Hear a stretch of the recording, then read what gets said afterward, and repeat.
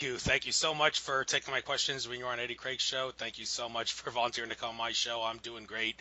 Could be better, could be worse, as the old cliche goes, but great to have you on. I love your attitude. I love your personality. I've subscribed to your YouTube channel, and well, like I said, glad to have you on. Before I start asking the questions and get on with the show, I do need to take just a minute or two here to make an announcement to my general audience. This is the second time I'm making this announcement. First time was yesterday's show, and I'm going to do it again on tomorrow's show when I have Nick Redfern on right at the beginning. But I just need to announce to my general audience, for those that have yet to hear my show yesterday with Suzanne Hansen, which I uploaded to YouTube, I am apparently no longer going to be able to be on Capricorn Radio because Edward James Swigger, the head of Capricorn Radio, seems to have disappeared off the face of the earth. The Capricorn Radio YouTube channel was shut down. The message said this channel has been terminated due to multiple copyright violations, blah, blah, blah, which translated into American is another way of saying the powers that be have shut down this YouTube channel because the radio hosts on this channel have been exposing too much information that the powers that be don't want people to know. So that channel is gone. I can no longer live stream this show on YouTube because of that. So there is no chat room. I did get a Skype number, but I don't know if anybody's going to bother calling when I do these pre-record type shows. So no calls either. I'm going to go around on the internet and contact some sites like BBS Radio and Red Ice Radio and all that, see if maybe they have an opening for a radio host, because I'd love to have an audience that I can interact with during the show. But as of now, because of Capricorn Radio being shut down, all Nature of Reality radio shows will be Skype to Skype, and then I will upload them to YouTube the next day. So now that I've got that unfortunate information out of the way, I guess starting off, Dave, I don't really see any point in spending a lot of time on this interview talking about the income tax because, first of all, in order to understand the whole thing, you can't really listen to an interview like this. You got to read your book, Income Tax, Shattering the Myths, which I did read in its entirety and gave to my boss. And for those that aren't really of the reading type, or maybe you might want to familiarize yourself a little bit with the income tax fraud before going about reading Dave's book, there is a YouTube video on your channel which is called Dave Champion. It's the video is called 3/31/15. That's the date of you gave this talk, 3/31/15, the Big Tax Show, with the Big Tax Show all in capital letters. And you do say at the beginning of that show that trying to explain the tax code in 50 minutes is like trying to give a tour of an aircraft carrier in 8 minutes. So, readers, please understand, you gotta read the book to understand the whole thing. But since the information has already been put out there, I figure I just direct people that want to learn about the income tax to the sources where they can learn about that, so we can spend most of the show talking about some other things. And with that being said, the first thing I'd like to talk about, every time I have a guest on my show who's been hassled in some way, shape, or form by the powers that be for exposing information that they don't want people to know about, I do seem to recall hearing you say that some guy did actually try to file some sort of charges against you, and it backfired miserably, even though they would never announce it, that this is why we did it to him. I think it's pretty obvious that you were exposing too much information about the tax laws and everything else that you exposed that they didn't want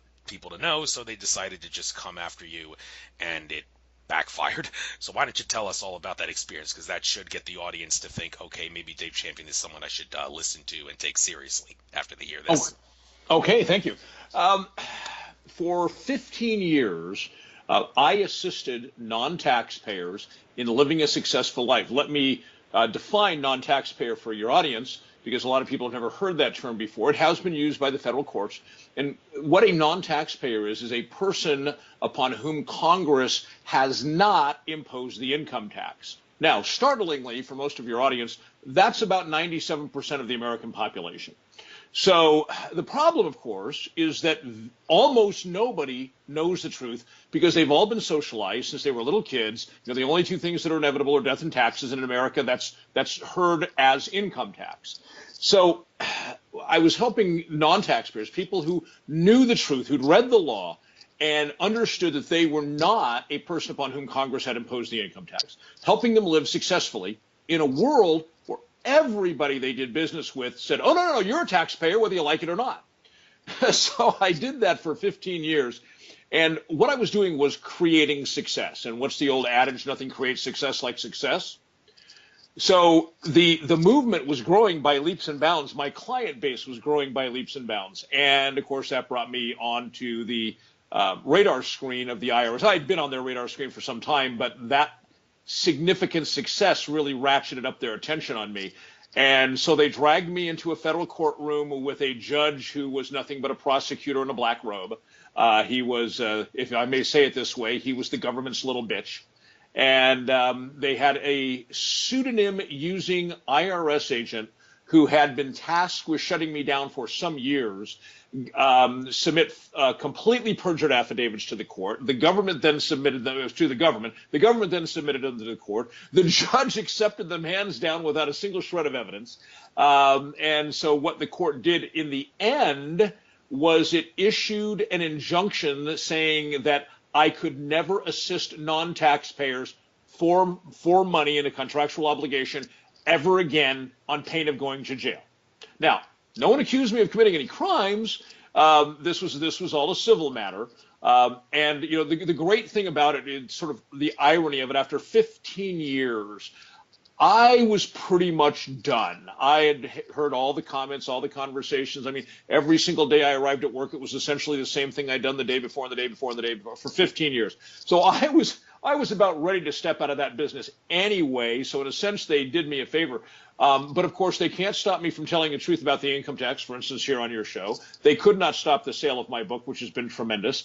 And my goal, my whole purpose in writing the book in the first place was that I describe the income tax as the largest financial crime in the history of the world, and the American citizenry are the victims of it. And my goal is my hope is someday, millions and millions and millions of Americans will learn the truth, and they will simply say, I get it, I've read the book, or I've seen the video, or what have you, I'm done.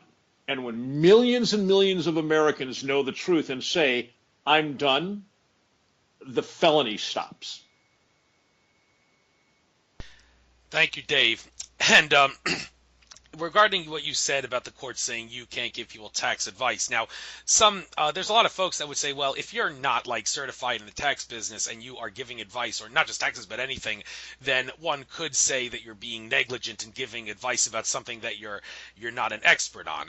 Now, on one hand, that's reasonable, but on the other hand, people could say, well, who are the federal courts to do this to you? I mean, we as individuals obviously don't have the authority to just come up to someone we don't know and say, I say you can't talk about this to someone else, so therefore you can't say it. So we obviously can't delegate that to our representatives in government, which common sense would say, okay, the courts don't have authority to do that to you. But when it comes to people giving information about things that they're not certified in talking about, that's where the gray area comes in. So for those that don't really understand the law about this, would the courts like have some leeway saying, because you're not certified in talking about this, we can say you can't talk about it?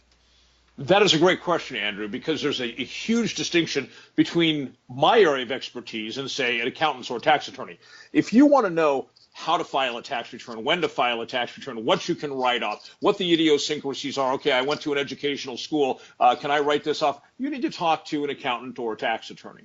However, I became, over the years, and I remain at this time, the national expert in America on who the tax has been imposed upon and who it has not. Now, so if the answer is yes, you're in a class of persons, sorry, that's a legal term. If you're in a class of persons, fancy legal term for a group by definition. If you're in a group upon whom the tax has been imposed, well, you better go see an accountant. Absolutely. Dave Champion wouldn't get involved in that in a million years. However, if you are outside one of those groups, you are not a class of person upon whom Congress has imposed the tax, then you don't need to see any of those people because you have no tax liability. It hasn't been imposed on you. You don't have to file returns. You don't have to keep books and records. You don't have to do any of that nonsense. That is the area where that line was, that distinction is my area of expertise. And I have spoken to tax attorneys and I have spoken to accountants and I have said to them, when you went through all of your training on taxation, at any point in all those years, did any of the instructors, the professors, anyone in authority ever say to you, hey, look, we're teaching you about taxpayers, but we want you to know there's a whole bunch of people that aren't in that category, and we're not talking about them. Not everyone is a taxpayer. Did they ever share that with you? And the answer was universally, no. Until I met you, I'd never even heard of that. But the law is very, very clear about that. And the federal courts have been as well. Yes, and those few people that do have to pay the tax, I do recall touching in on your book that basically what gives the government the authority to tax those few groups of people is basically the idea that just like how the American colonies before the Revolution were like colonies, the government of Britain had some leeway in taxing them. The whole idea is that that's also true with the American government taxing those in Guam, the U.S. Virgin Islands, American Samoa, and the other places that would classify people as U.S. Persons according to the law. So is that basically how it works? Because these are colonies in the modern era, the government can tax these people? There's two separate issues there, and if I may, let me address both. What you're talking about is the possessions and territories. And there's a very interesting distinction in the law about the possessions and territories.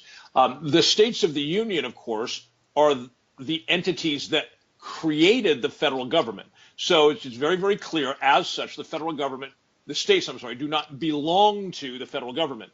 However, when you go into, I believe it's Title 48, Possessions and Territories of the United States Code, and you read the statutes, the possessions and territories belong to the federal government.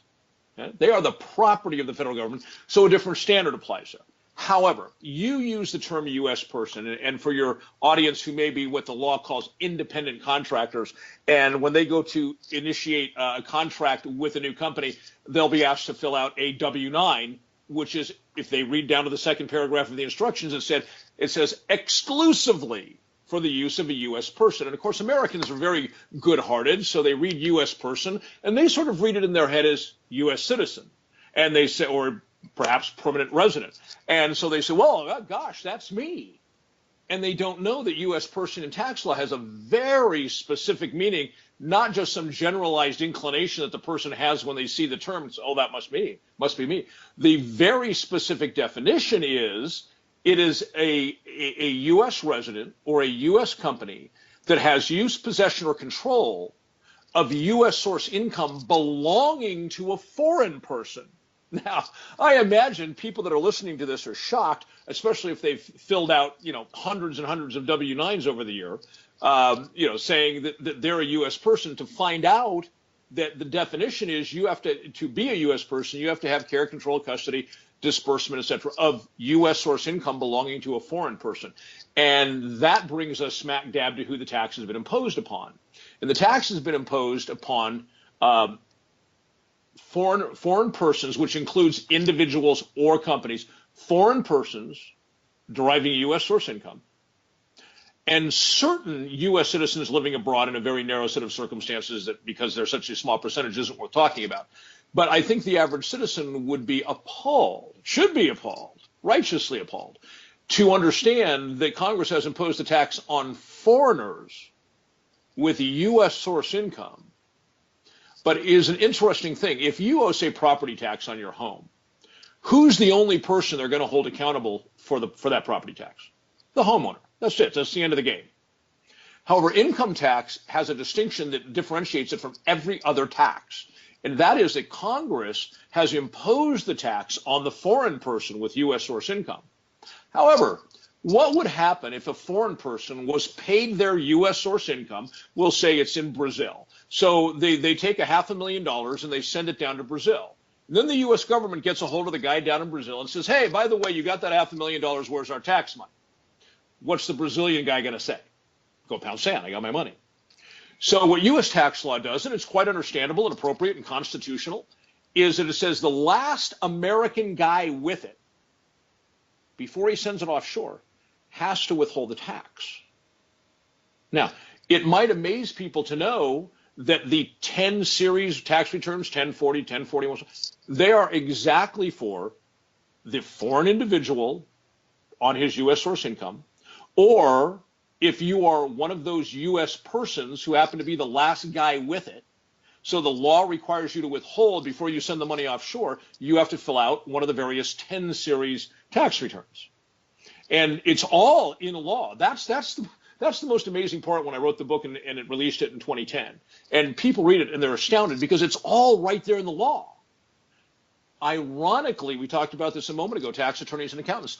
None of that part of the law is ever shown to them, no matter how many years of higher education they have. And that's not an accident. Well, of course it's not. And one more thing about taxes before we get on to other subjects. Did have a few questions about it. At the end of your book, you say probably one of the best ways to solve this problem is actually, unfortunately, too, shun the tax guys and the accountants to let them know, okay, you're doing wrong. Now, I did just that with someone who I graduated high school with, and posted it on his Facebook page, and he deleted it. And I told him, hey, I expect you to delete this and all that, but I got to get the info out. So I even told him about your book and all. And when it comes to shunning, I myself have also gone a little bit of a shunning spree after Eddie Craig gave that masterpiece presentation back in 2013 on the InfoWars Nightly News about how transportation laws only apply to commercial drivers. I went ballistic on Facebook, harassing cops all over the nation on their Facebook pages saying, I know you're breaking the law. I'm spreading this like wildfire. Act like you understand the law and don't act like you don't and all that. So I know where you're coming from when you say shunning may be the only way to wake people up. But then again, is it the only way? I mean, I got a lot of friends in the spiritual but not religious category who would assert that shunning, regardless of what the person you're shunning is doing, is not the way to go because it's not a good way of spreading love, if you know what I mean. So, and I yeah, I agree wholeheartedly. And for me, shunning is under very specific circumstances, and that is when somebody knows the truth and continues to harm others. Now, I've spent the last almost 20 years reaching out to people about the truth of the income tax, like I am here today with you, Andrew. However, so I'm obviously not shunning people. The people I shun is, for instance, somebody who reads my book. Let's say, and of course, this would be somebody to shun them. I'd have to have some sort of relationship with them originally. Let's say they read my book and they are a business owner and they read the book and we sit down and talk about it. And I say, do you have any questions? No. Did it all make sense? Yes. Did you do independent research? Did you verify all the claims that I made? Which at the beginning of the book, I tell people to do. Don't believe me. Look it up for yourself. Did you do that? Yes, I did. And did you find that it was all true? Yes, I did. Did you find that any of the conclusions were errant? No, I didn't. Okay, great. So what are you going to do to all these employees that you're screwing every single year? Well, I'm just going to keep doing what I'm doing. Really? You're going to keep fucking over however many employees you have because what? You're opposed to doing the right thing because it might cause you some heartburn down the road? Well, yeah, that's true. At that point, I really have nothing further to say to that person because it's a person with no honor or integrity.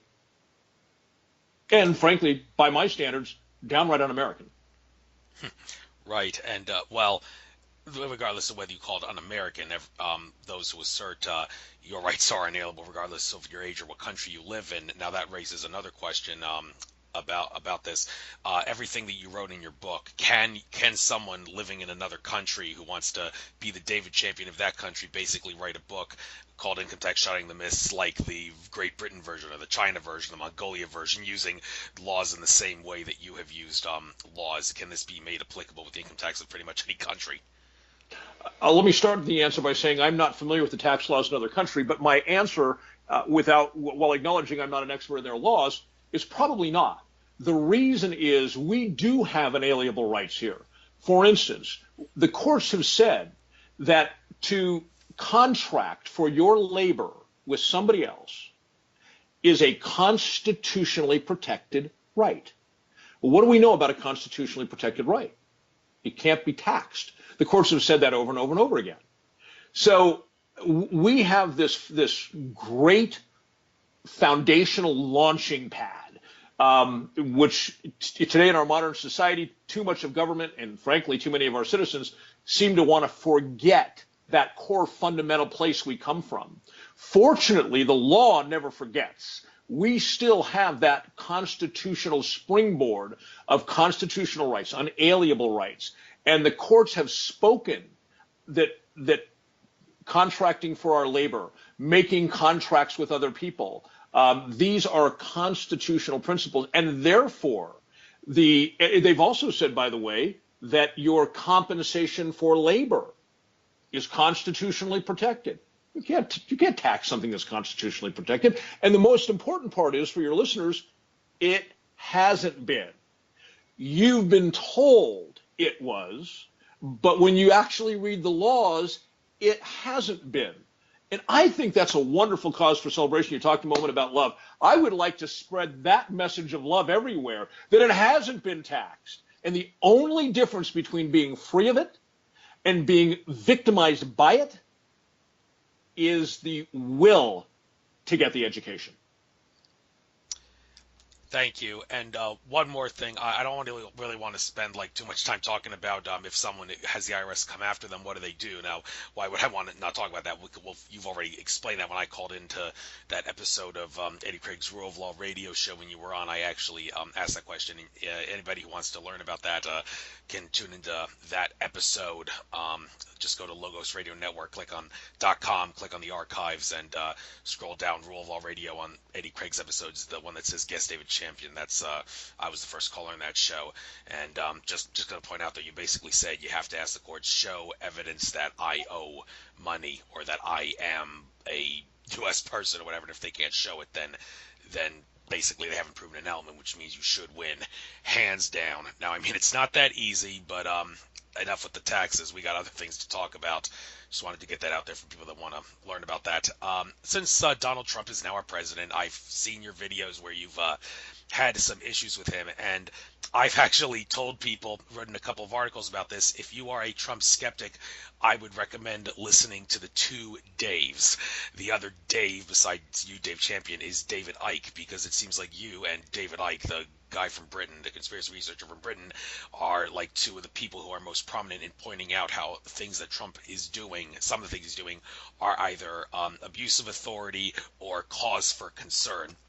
And you've, on some of your past shows, had a segment where you've talked about some of those things. And the thing David Icke said that really got my attention the day after the election, David Icke on his YouTube channel uploaded a video where he said a lot of people who are Trump supporters, Alex Jones included, have gotten their support from him, and they are rooting for him because they are of the opinion and the belief that Trump is not a New World Order insider. And then David Icke said, well, I seriously doubt that Trump is not an insider. I mean, looking at his wealth, I mean, any layman could say, who knows what's going on in the New World Order of conspiracy, could tell you, how can someone of that great wealth not have any connections to the globalist forces who control like a little bit of everything on planet Earth? So now that I've given you and David Icke as the two sources I think are some of the best at pointing out the flaws of Trump, do you feel that yes, he does have some globalist influence behind him? Because I've heard some other people of the mostly spiritual but not religious faction who are saying no, he's not establishment, he's on our side, and he's basically hiring all these controversial people because he wants to keep the bad guys close to him, if that makes sense. So what do you think about Trump? Got the floor. I would decline to comment on whether he's part of some sort of globalist cabal, because frankly, I don't have any information one way or another on that. So that's not where my concern comes about Donald Trump. My concern comes concerning Donald Trump from another area. I'll start with some of the people who are his peers in the world of billionaires have been quoted as saying in their social circles, he's not considered a businessman. He's considered a con man. Okay? I think that's a huge distinction coming from his fellow billionaires. Also, the second week he was in office, and I went on the air, I did a critique of his first week in office. And of course, the first week in office was very hectic. He was putting out directives and memos and executive orders. And I broke those down by the law. Not what he was saying, not what the press was saying, because that's all a very superficial gloss. I actually drilled down to the law. And I said, Donald Trump issued an executive order on X. Can he, by because remember, executive orders don't create law. We all know this. And they all have to be pursuant to an existing law. And according to the Supreme Court, they have to stay within the boundaries of whatever existing law it's acting upon. That's why if you read the beginning paragraph of an executive order, it always says this executive order pertains to, and it names one or more statutes that it pertains to. The reason it has to do that is it can only forward a congressional piece of legislation that's been signed by the president and turned into law. So I took these directives and memos and executive orders he issues, and I drilled down through the law. And I said, so what significance do these acts in his first week have? And the answer to all but one was no legal, practical, real-world significance at all. It was all to create what I have referred to as soundbite credibility.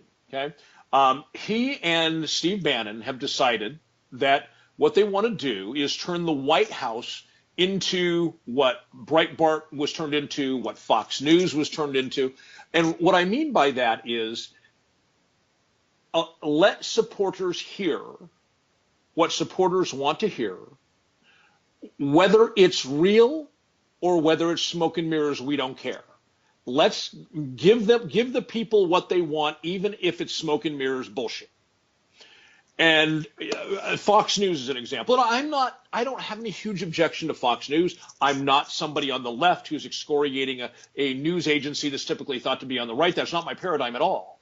However, it's important to know that fact-check organizations have determined that Fox News has it completely right only 8% of the time. Okay?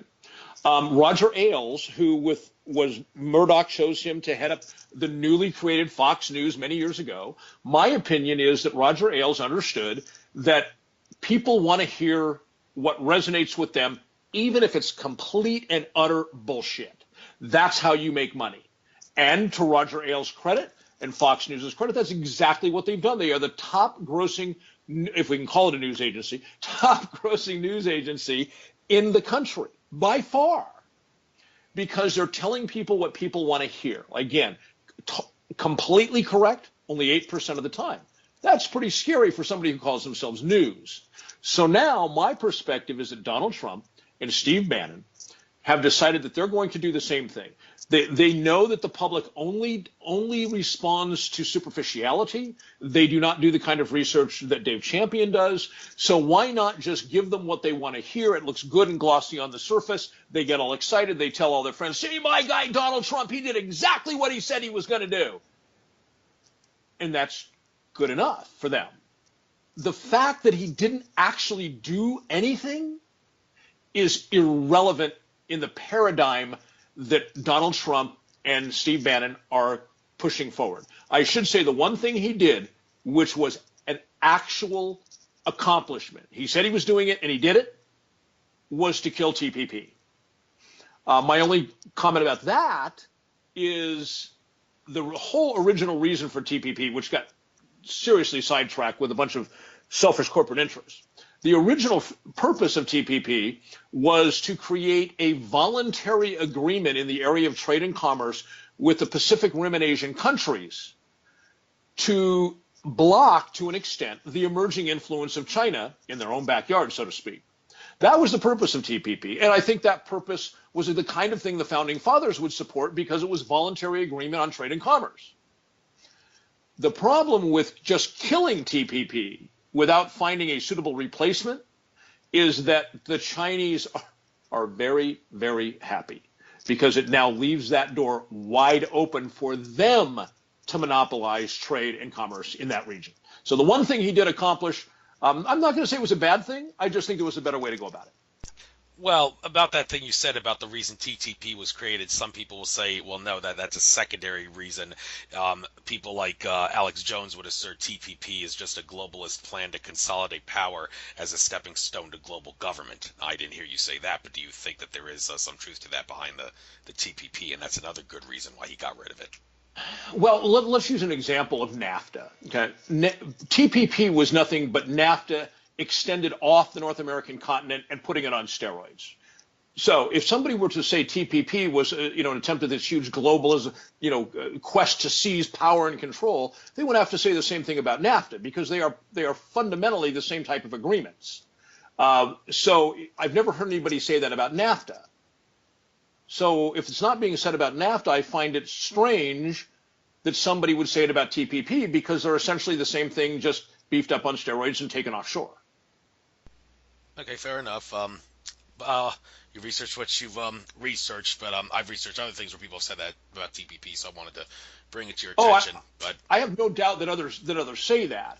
Um, Oftentimes, and you're very familiar with Eddie Craig, right? His yeah, style of interview is somebody will say something, they'll say, well, blah, blah, and you know this is a fact, and they'll move forward, and he'll say, stop, prove that before we go on. So if I was sitting having a cocktail with somebody at a restaurant, and somebody said TPP is designed as this global power grab to consolidate globalism and have one world government, I would say stop, prove that. So far as I sit here talking to you today, I haven't heard any proof. that's reasonable. A couple of other things I want to ask you about. Can't resist asking you about terms because we all know the whole thing we talked about earlier about how legal terms are different than modern English dictionary terms, and that means that the statutes and codes all appear to say A, but they actually say F, and through that you could prove that all statutory and all codified crimes are commercial in nature. But uh, another issue about terms is you like the term liberty. Well, just for hell of it, I got to ask you, people that are like Jordan Maxwell supporters would assert that it's a bad idea for you to obsess about the word liberty because liberty is actually a maritime admiralty term implying privilege because the captain who's the king of his ship in maritime admiralty law gives his subordinates liberty after they ask for permission to attain liberty to move outside their original position.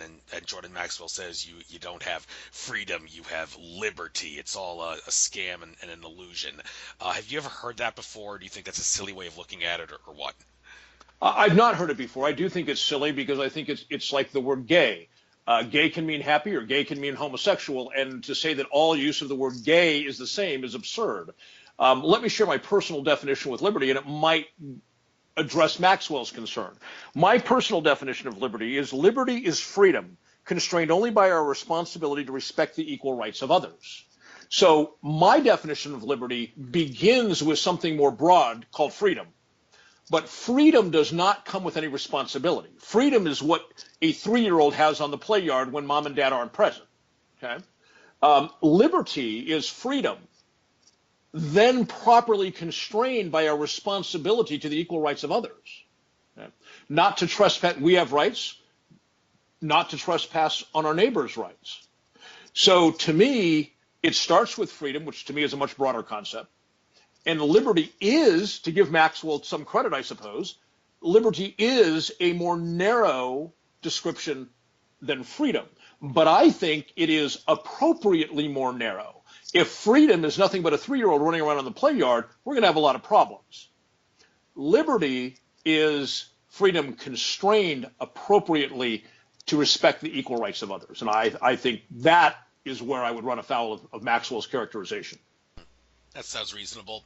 Another thing involving choice of words that I've heard you mention, but I've heard other stories about this, the whole thing about how the original document said life, liberty, and the pursuit of property, which was changed to life, liberty, and the pursuit of happiness. And you mentioned how, as the story goes, I don't remember if it was Thomas Jefferson or Benjamin Franklin that suggested the switch, and then the other one said, oh, you're right, the right to pursue happiness does imply a right to own property. Well, I was listening to Douglas Dietrich give a talk, and he said that belief that you said is just American Revolution mythology. In truth, the reason they changed it from property to happiness was to keep the black slaves out of it because slaves could not own property. So who's right?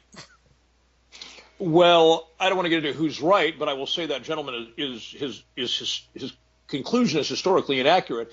There was nothing in the Declaration of Independence that applied to any black people at all, and no one in that day and age even thought that such a thing was possible. So to say it was to keep black people from having the right of property when black people weren't even considered, they were considered perhaps nominally human, and certainly not even remotely on the same plane with whites. Nobody in that era presumed that blacks had a right of property. So the idea that it was to remember, also, the Declaration of Independence is a remonstrance. It wasn't a constitution. It's not law. It's just a remonstrance. And it was directed to the king and parliament. So a remonstrance directed to the king and parliament, I don't believe there was any statement that they were making about black people having rights when they were talking to the king about taxation without representation, it seems like a stretch, and he's got his documents confused perhaps a bit.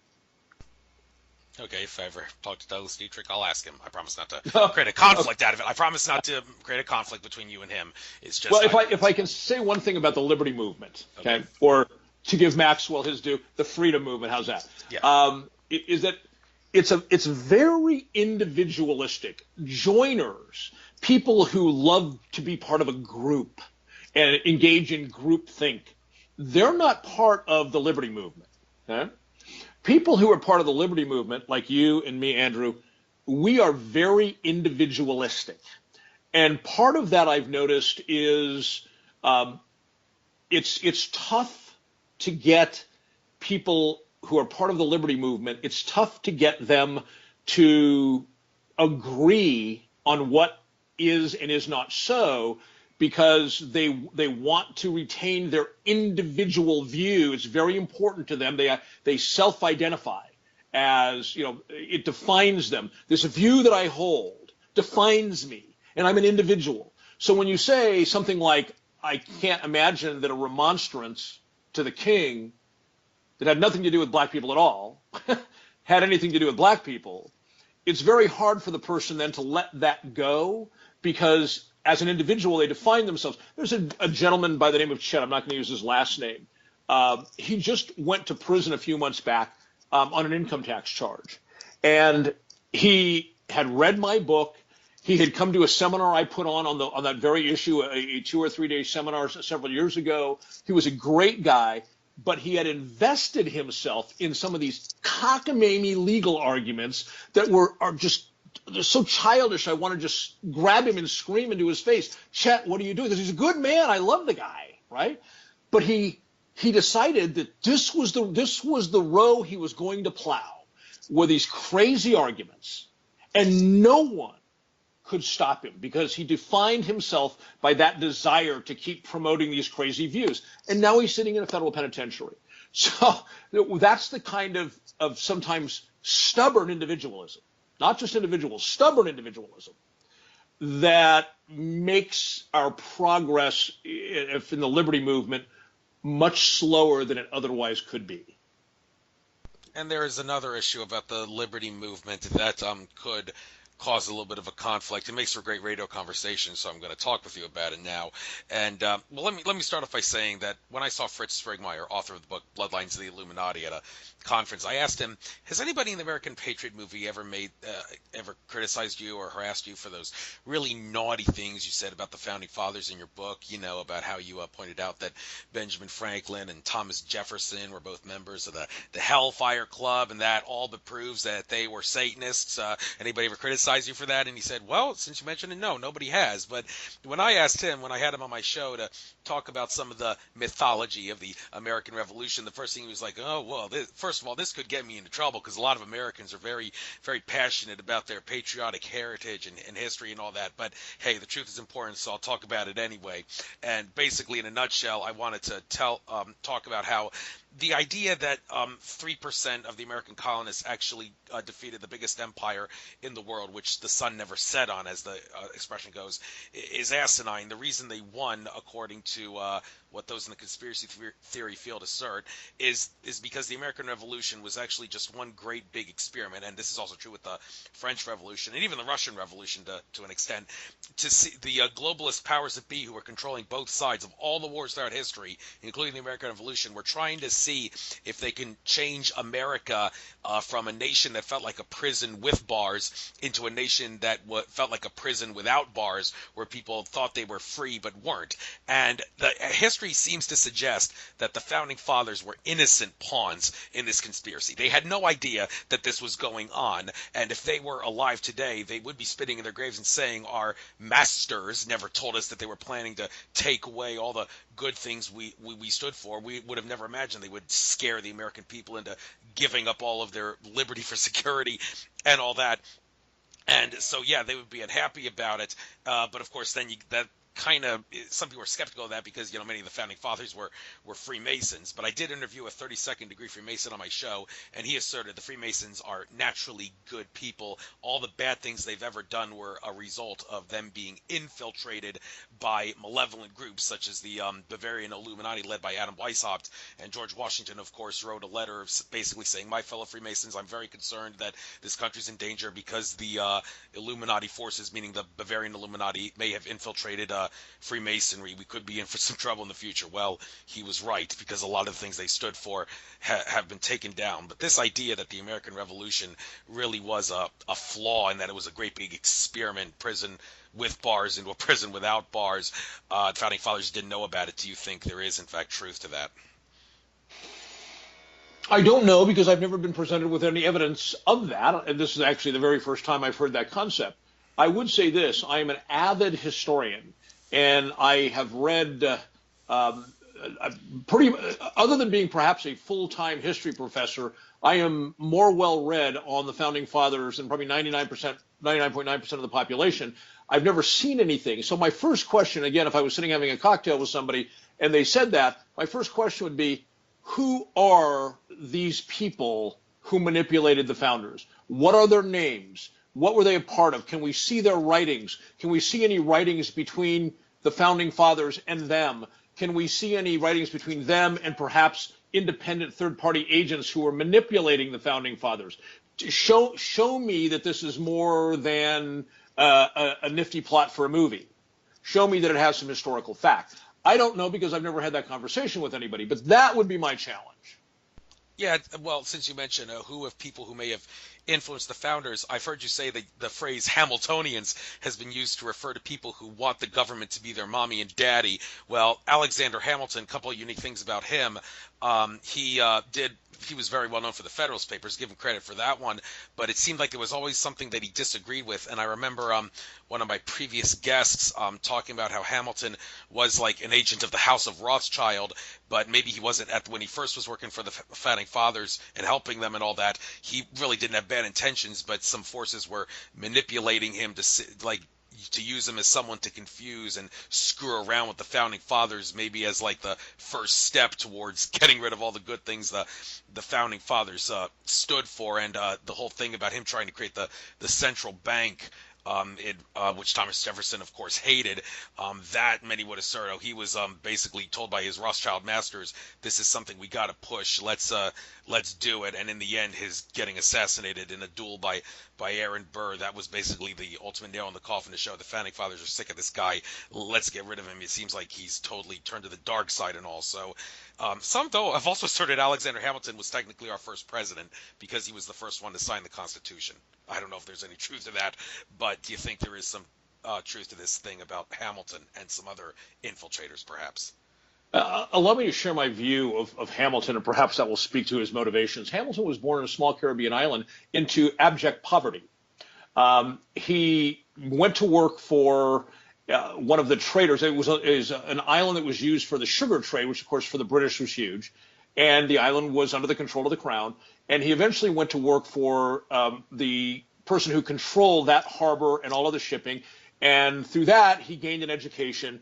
Now, you may know, and I'm sure your audience knows, that in the British system of that time, you could only go so far if you were not of royal blood. You were not part of the aristocracy. So my view is Hamilton was not really looking so much for the things that you and I might look for if we wanted to create a land of liberty, so to speak. What he was looking for was to eradicate British control of America so that he could actually rise and become the new aristocracy, because he could never rise to that level, even in America, as long as the crown controlled. So my belief is that, first of all, he was motivated by very, very selfish motives. He was not, when he was looking for, when he used terms liberty or freedom, his was not altruistic. He didn't mean for everybody. He meant we need to get rid of the British so that I can get what I'm due in life. I can rise to the level of the new aristocracy, which I believe we would all agree that he did. Now, he was in bed with the bankers, but this makes sense because if he could not be part of the aristocracy because of his birth, he had to find a power base elsewhere. And the power base elsewhere could be the banks, very well. Now, here's an interesting fact that most people don't know. By the way, he did that duel with Aaron Burr because he refused to take back the insult that he made to Aaron Burr. In those days, if you took it back publicly, the duel would be canceled. In this case, Hamilton refused. And so they went across the river to New Jersey, where dueling was still legal. And Burr, who was an excellent shot and practiced all the time for just this very reason, killed Hamilton. By the way, it is said that Hamilton did not even, and remember, he was supposed to be a war hero, another story I question. But in the witnesses say that during the duel, he didn't even make a credible effort to fight, that he basically just put his hand down on his gun and let Burr shoot him. Now, he was in tremendous debt at that time. What most Americans don't know is that all of the big bankers and industrialists in America at the time, all the mercantile guys, they came together and they provided a lifelong stipend to keep Hamilton's widow living in the condition to which she had become accustomed for the rest of her life. Now, are you aware in history of any other person for whom the bankers have ever done that? I'm not. I think the fact that the bankers came together and supported his widow after his death is evidence that throughout his career, he was their boy. And I suspect he also, because bankers are not naturally given to paying back the kindnesses of someone, I imagine over the years he'd also accumulated blackmail information on a number of them. And that basically there was a contract. Should I die before my wife, for all of the things I've done for you, and to keep these records from going public, because our personal communications back and forth would divulge what we've been doing, in order for all of that not to come out, you need to take care of my widow for the rest of her life in the condition to which she'd become accustomed. I mean, when you take a look at human nature, that seems to be the only rational explanation. That dreaded term, human nature. I know some people who would say that terms are taken so out of context. But with that being said, I want to jump back to a moment about the taxes, because about some other things, non-income tax related. You mentioned in your book that the idea that income tax is needed to pay for things is ridiculous, because all that money just goes to pay the interest on the national debt, and it's things like property taxes and such, and other types of taxes that pay for, like, the police, the fire department, and other things that are going on. But when it comes to paying taxes, people would often say, well, if I don't owe the money, how could it be illegal to not pay money you never owe? Which one would think, okay, then any kind of tax is it makes no sense to have. It's totally illegal and unlawful to ask anyone to pay any sort of a tax. However, Eddie Craig, in his most recent show, when he was talking about the rights to travel, he did talk about how our taxpayer-funded roads he used that as a justification to say these are our roads, not the government's. They belong to us because we pay taxes on it. Well, wait a minute. If taking what I just said about other taxes, do we really owe that money into account? Then where is his argument based on there that we should use money that we don't owe to justify using the roads? I mean, people could voluntarily just stop donating that money anytime, and you don't know if donate is the right word to use, but hey, you get where I'm coming from here. So how do you determine whether a tax is legal or unlawful based on ownership, if that question is the best way I could ask it? I'm not sure that, based on my reading of legal history, that I would connect taxation with the roadways as far as who they belong to and who can use them. The case law that I have read, where the courts have consistently stated that the roads are held as a public trust on behalf of the people. And my understanding of that is, if we look at sort of an anarchistic sort of view, so we've got all these roads. And who's going to maintain these roads? Who's going to keep them paved? Who's going to go out and do the repairs? When weeds come up through the asphalt, and who's going to go out and kill them? And somebody's got to have some sort of nominal control over that process. and that is the state. However, again, the case law that I've read is that the state merely holds the road in trust for our benefit. Okay? Now, if the roads are held in trust for us, and I'm not making an argument for or against taxation here. Let me be very clear about this. By the way, local taxes are an entirely different ballgame than income tax. But if the roads are held in trust for us to use on our behalf, we are the actual, what in trust law they call the beneficial owners. Okay? If that's true, then who should be paying for their upkeep and maintenance? It seems clear to me the beneficial owners should be the ones carrying the economic load for the upkeep and maintenance of those roads. Now, I think people can argue about the efficacy of how it's being done, but I don't really have anything to argue with on the fundamentals that the people who drive on the roads every day, who use them for their convenience, for their business, and so forth, should be the ones to actually pay for the maintenance of that which they use. I don't know of another situation in life where something you can be a partial owner and use it for your convenience, but you're absolved of any responsibility for maintaining it. Thank you for attempting to clarify the issue to the best of your ability. I think you did a good job there. But switching gears, another issue that's very confusing in regards to what it means, what it doesn't mean, and such. You did a whole video about this, but I want to touch on a couple things. The 14th Amendment and what it really means. Now, the whole idea that the 14th Amendment, some would give the illusionary meaning of the 14th Amendment as, oh, it's the greatest amendment ever because it says that all the rights that are in the Constitution apply to everybody and all the states. Well, no, that's not what it means. That's the illusionary meaning.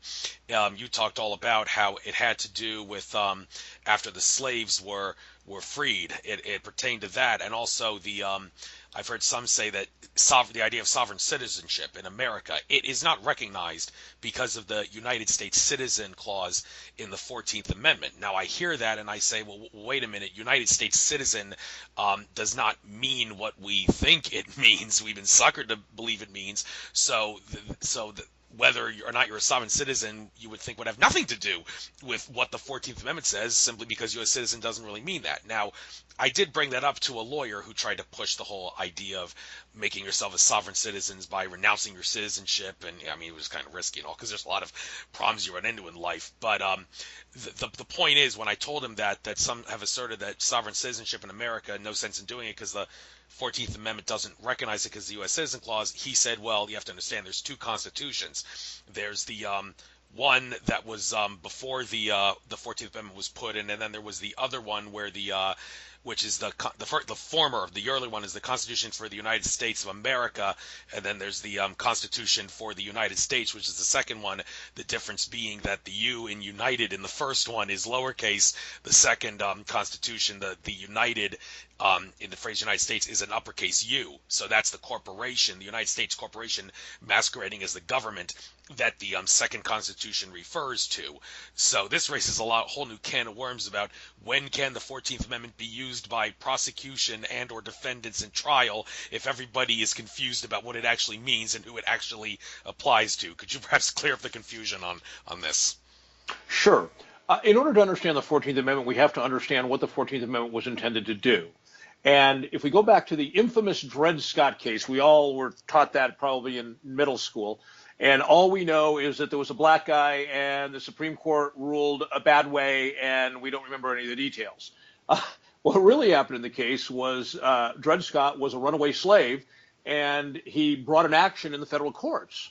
And the question that came to the Supreme Court was, can a runaway black slave, does he have standing to bring an action in the federal courts?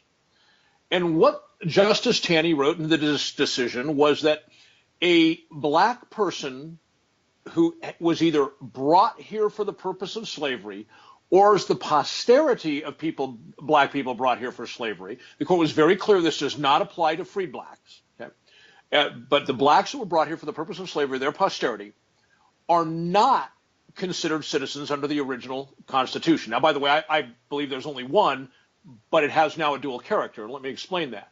So Taney wrote quite correctly that citizenship in this country is derived from your citizenship at the state level. So, for instance, I was born in California. I was a California state citizen. I moved my permanent residence, my domicile, to Nevada. I'm now a citizen of Nevada. Taney explained that as such, I have certain federal prerogatives under the Constitution. And I enjoy those because the states got together and created this thing called the Constitution, and in there are certain prerogatives. He said that the term citizen of the United States used in the opening stanza of the Constitution is shorthand, that in that day, there was no really such thing as a United States citizen, that the term United States citizen was shorthand for all of you state citizens. And so looking, and he said that under those constitutions of the states, that Dredd could not be a citizen. As such, he did not have the prerogative to file an action in the federal courts because that was only available to Americans. He wasn't an American. Okay. So now the Civil War, the North wins the Civil War, and they do the 13th Amendment. All the freed black, all the slaves are freed.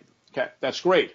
But because citizenship was derived from your citizenship in the state, and the state constitutions didn't offer citizenship to black Americans, the situation in which they were left was they were now free, but yet still not citizens.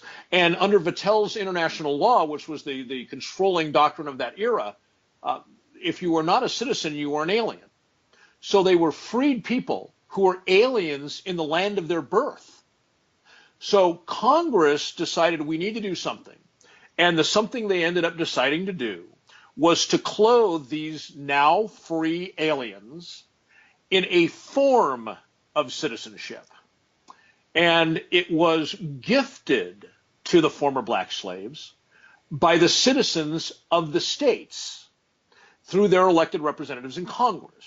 And then, of course, they initiated the 14th Amendment. It went out for ratification. So again, through the process of ratification, the de jure citizens of the states of the Union gifted this form of citizenship to the freed black slaves. Now, keep in mind, even the most ardent abolitionists of the time, not for a moment did they think that blacks should be ever, before the law, equal to whites. They didn't want them to be held as slaves. They considered that a moral sin. But not for a minute did they want them to be equal. So given this very second-hand form of citizenship, that is what they received in the 14th Amendment. And if you go back and you look at the early decisions of the Supreme Court concerning the rights that they were given, the list was very, very truncated. And my view is de jure citizens, I consider myself one, we pretty much, our rights are to do whatever the hell we want. And if the government wants to tell me something's not a right for me, they have to show awfully good cause why it should not be considered a right. Conversely, for 14th Amendment, the list of rights was very, very short. And if you give me a second here, I'm going to share with you, I'm bringing it up on my computer, exactly how short those list of rights were. And that was all that was originally provided to the freed black slaves. So give me 1 second here. Title 42, Section 1981. I'm saying this out loud. Your audience can actually go and read this for themselves. Okay. This is Title 42, Section 1981. It is still current good law. When you talk about civil rights cases, every single civil rights case in the United States, including one that might have been filed yesterday, is predicated on this foundation. This was created under the authority of the 14th Amendment. And it says, all persons within the jurisdiction of the United States shall have the same rights in every state and territory to make and enforce contracts. Okay, that's your first one. Make and enforce contract, that's your right. To sue, be parties, give evidence, and the full and equal benefit of all laws and proceedings for the security of persons and property as is enjoyed by white citizens. I think most people would be shocked to know that is current law, and it cannot change because that is the 14th Amendment. So those 5 rights to enforce contracts, to sue, to be parties, to give evidence, and to the full and equal benefits of all laws and proceedings for the security of persons and property, as is enjoyed by white citizens. Those were the 5 rights that the 14th Amendment gave to black citizens. That is a woefully, incredibly woeful, short list of rights. Now, of course, in the decades subsequent to that, the Supreme Court began something called the Incorporation Doctrine, where they began saying things like, okay, the First Amendment is now incorporated into the 14th. And just recently, a few years back in Heller, the Supreme Court finally came out and said that the Second Amendment is incorporated into the 14th, and so forth. But I hope this gives your audience some sense for what the 14th Amendment really did versus what they may have been taught as a school child that it does. Yeah, like I said, there's a lot of confusion there. And since we're talking about citizens, the concept of citizen, I'd like to get into another issue that's very much in the news today, and that's immigration, specifically illegal immigration, or one would ask, is there such a thing? Now, I do remember a short little video that you made not too distant past where you were talking to whoever that guy was at the table with you. You were talking about how you think Trump's plan to ban Muslims is ridiculous. However, I must emphasize immigration is a privilege. It's not a right, because the people have the right, the people of a nation have the right to ask their representatives in government to secure the border and also do a vetting process on anyone or anything that attempts to cross the border. Now, the issue that some might see with this is that immigration, illegal immigration, and vetting immigrants.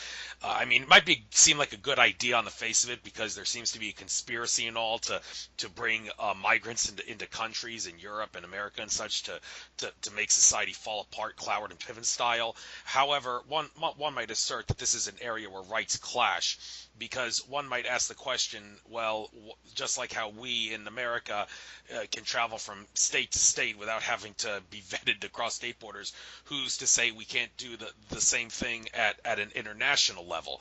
And I even remember at a recent conference that I was at, one at a spiritual but not religious conference, I should say, in Mount Shasta, I saw a poster that said, when this world becomes a better world, we will see the abolition of da-da-da-da-da, and the last thing on the list was borders. And I'm thinking, whoa, is this guy suicidal? Well, no, he's not suicidal. He's just living in a utopian mindset where he thinks that we can live without borders and everything will be all right. There's no need to vet people. Well, maybe there is, because like I said, there's a conspiracy to bring immigrants into countries to screw the country over by religious feuds and whatnot.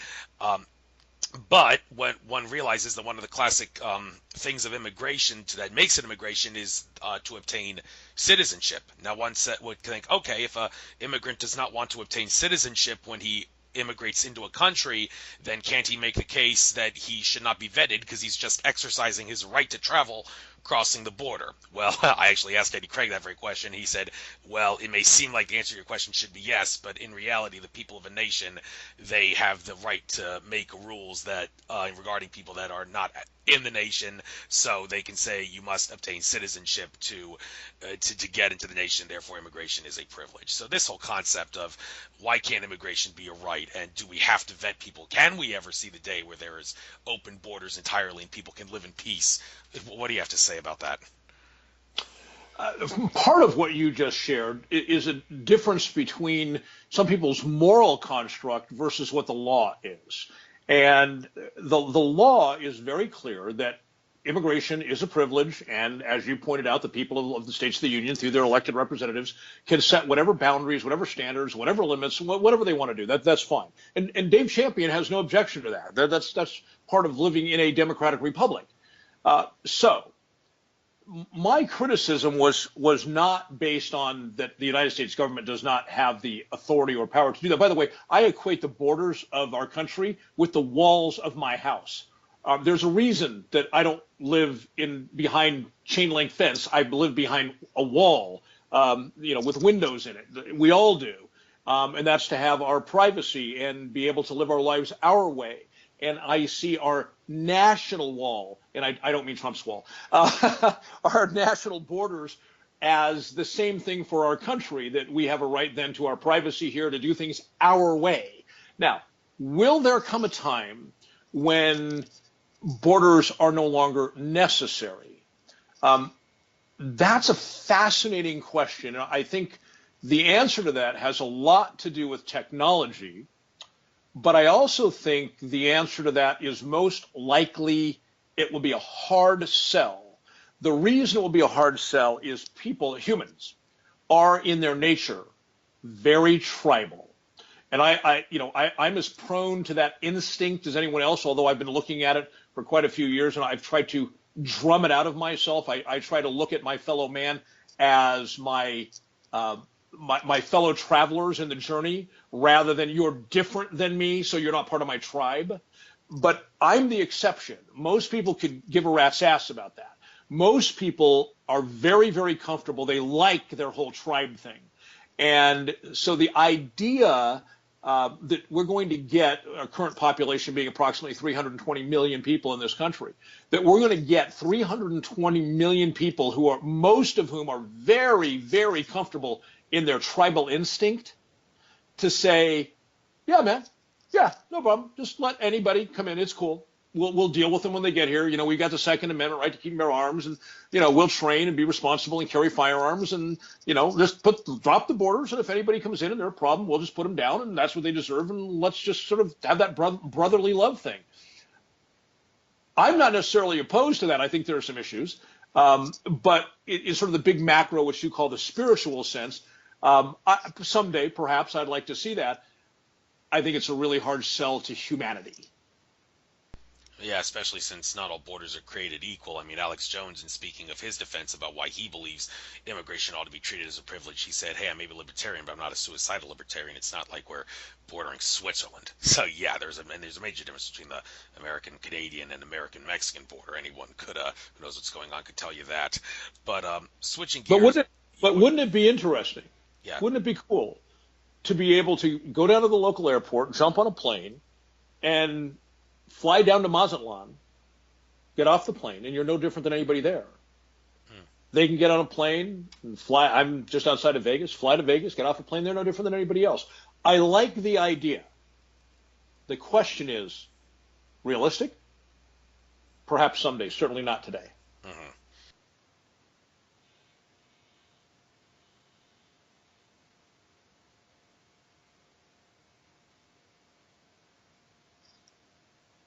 Did I lose you? No, you didn't lose me. I was on mute and I didn't realize it. Sorry about that. Okay. Okay. Yeah, I was saying that about airports. The idea that an airport can be treated just like a border because planes at airports travel outside borders, that raises a whole new can of worms in regards to, is what the TSA doing to us actually legal? Now, you realize the courts have said that we don't have rights at the border, specifically talking about the right to not be searched unreasonably, and also like the right to not have to self-incriminate yourself. The courts have ruled that the borders are completely different, presumably because immigration is treated as a privilege. And then one would see that and think, okay, this must be the loophole that's allowing the TSA to get away with seemingly violating our rights, when in reality this court ruling about immigration being a privilege and not having these same rights at the border makes the TSA activity legal. And that, of course, raises another question of why can't anybody win a lawsuit against the TSA? Well, one thing is money, but if you actually in practice, and Jesse Ventura tried, but he filed in the wrong court, and someone asked him, well, aren't you going to file your lawsuit in the right court now that you know that that's where you goofed? And he basically said, what's the use? Well, that was, I think that's kind of pathetic that he didn't maybe go through the effort to try to file it in the wrong court. But this idea that airports are like borders, you have no rights there, that makes TSA activity legal, is there actually some dreaded truth behind that argument? Well, first of all, I think we have to separate organizations like ICE from the TSA. Here's an interesting fact most Americans are not aware of. When you buy an airline ticket, part of the small print, because virtually everybody buys their tickets online these days, part of the small print agreement, which is not present on the screen when you purchase your ticket, is that the act of purchasing an airline ticket, by doing so, you agree to have your possessions, and your person searched. Okay? And that you agree to abide by all of TSA policy, all of the airline's policy, everything. Okay? Now, it is a non-disclosed contract provision. It is also what the law calls a contract of adhesion. A contract of adhesion is when the other person has they are in control of the process because you need something they have and you really can't do without it. So they impose a contractual element that is distasteful, and yet you have no ability to negotiate it because they have all the cards. That's a layman's version of the contract of adhesion definition. Okay, so the airlines are actually engaged in when you buy a ticket, you're signing a contract, and there is a contract of adhesion provision in it, of which you are totally unaware at the time you buy the ticket. So, but this is one of these cases that I really find offensive, because guess who knows all of this? The government knows this. The judges know this. Who doesn't know this is the American people. Who doesn't know this is 99% of the attorneys out there. So if somebody, like you were just mentioning, Jesse Ventura, comes along and says, I want to file a suit, of course, filing in the correct venue is the first step. But the lawsuit shouldn't be about my constitutional rights, because you have the right to contract elements of that away. That's part of your freedom. If you choose to contract away your right of free speech for a given time in a given situation as part of a contract, that's fine. But not if it's an adhesion provision, which is what we've got here. So what Jesse Ventura should have done was first file in the right venue, secondly made the right argument, because guess what? Adhesion provisions in contracts are unenforceable, according to well-established case law. So if somebody wants to fight that, that's the way they should do it. Yeah, and it's not going to be easy, though. I mean, there's that guy who was put under that gag order, professional troublemaker, something his website is, who's trying to fight the TSA, and he was they told him you can't talk about something that was actually revealed in the TSA's own documents. Since I mentioned that, one might ask, when is a gag order something the court has authority to do? Now, common sense would tell you that the right to free speech does not apply in a trial courtroom environment, because the courts need to suppress free speech through a trial in order to follow all the necessary and proper steps to reach a verdict and a sentence. So therefore, you don't have the right to say anything that has nothing to do with the intended purpose of the court, which is supposed to be to seek justice, but that's not always the case. But that right that authority to suppress free speech because the totality of the circumstances requires it in a courtroom setting, well, one would say, well, the totality of the circumstances would not require it in a gag order setting. So if the court say you can't talk about this outside the courtroom, when would someone have the authority to file a motion to challenge that and violate the gag order? Well, not violate, because they filed the motion to argue it, but you get what I'm trying to say, not obey the gag order. Sure. Jurisdiction of a court is a fascinating subject, but here's the bottom line. Perhaps an action is brought against you and you are served, and if you answer that in a general way, you accept the jurisdiction of the court. There is a particular kind of filing that you can do where you say, I'm only responding, not an acceptance of the court's jurisdiction. I am filing this to oppose the court's jurisdiction. Okay? So you're not entering into the court's jurisdiction by doing so. But 99.9% of the responses that you file in a suit immediately triggers acceptance of the jurisdiction. Okay? Very few people, even attorneys, understand the distinction that there is a kind of filing where you can answer only for the limited issue of arguing the jurisdiction of the court. Now, having said all that, if you seek out an action in the court, you file an action against somebody else, you've obviously agreed to the jurisdiction of the court.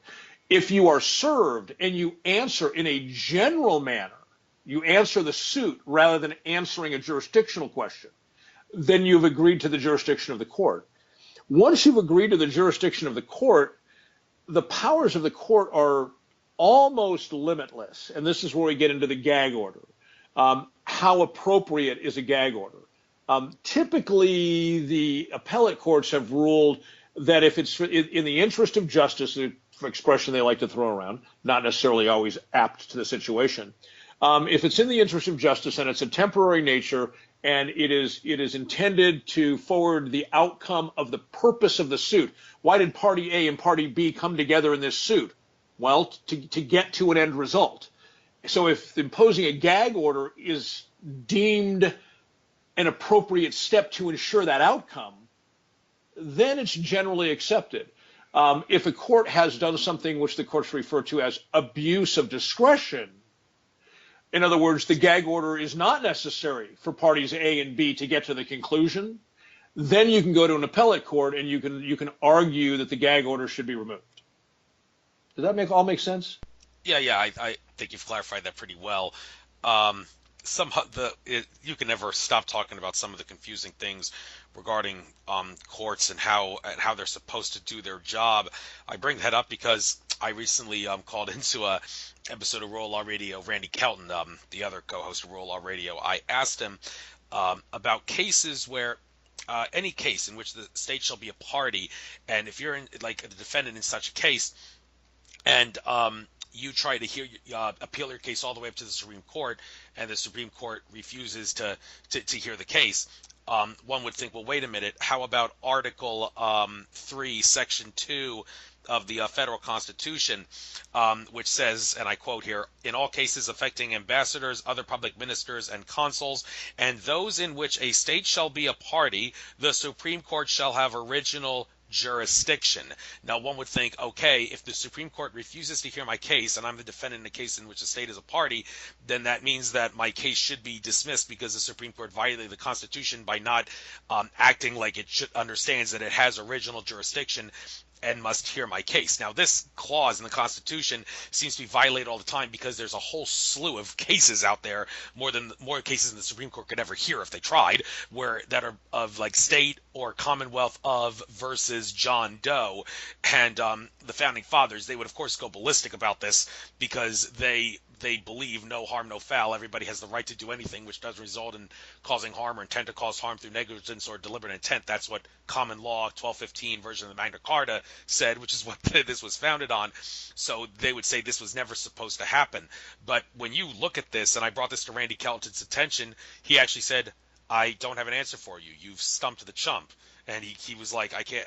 After I hung up on him and we stopped talking, he looked at this in greater detail and he was really confused. He was like, how could something have skipped my radar after all these years when it seems so significant? Well, Deborah Stevens did some research on that throughout the course of the show, and she came out explaining that some case that was decided in the 1820s decided that clause that says all cases in which a state shall be a party, the Supreme Court should have original jurisdiction, they only apply to the cases that are referenced in the previous clause, Article 3, Section 2, Paragraph 1, which says state shall be a party, controversies of this specific nature. Now, I asked Eddie Craig about that because he's often referenced the state shall be a party clause on his show to imply that it applies to all cases and not just the ones in Article 3, Section 2, Paragraph 1, and he said, well, I don't see how the courts can conclude by reading the Constitution that it only applies to the cases in the previous clause. It looks to me like they would, as you like to say, wave their magic wand to decide this. So in this case like this, when you realize that the Constitution seems to say all cases that which a state shall be a party, it makes sense in practice for people that are defendants in state of versus something to use this as a defense to try to get their charges dropped, or is it useless because of that 1821 case which waved its magic wand, seemingly? Good question, and I'm not sure I have an answer, but I do have some information which may allow you to modify your view, whatever that view may be. First of all, the word all, I think we tend to see it as completely inclusive. All is synonymous with every. Unfortunately, the courts almost always disagree with that. There's always, in the minds of the courts, there's always exceptions to the word all. For instance, it says in the Constitution that you have that all criminal matters shall be heard by a jury. Okay? Um, Bill of Rights, Article 6. Okay? However, the Supreme Court has ruled that the founders never meant all to mean every. That the founders, when they wrote all criminal actions, what they meant was all significant criminal actions. So if something has a minimalistic effect, you could, for instance, get sentenced to 3 months in the county jail. That was not in the minds of the founders when they said all. And that goes back quite some ways. However, let's talk about original jurisdiction for a moment. Original jurisdiction, I'm not sure that people understand what that means. When you file a case, let's say you want to file a federal case, and you go to your United States District Court and you file, and then that court, when hearing that matter, is referred to as the trial court. And then on appeal, it goes to the appellate court. And then on further appeal, it goes to the Supreme Court. What original jurisdiction means is that the matter can be filed directly with the Supreme Court, and the Supreme Court will act as the trial court.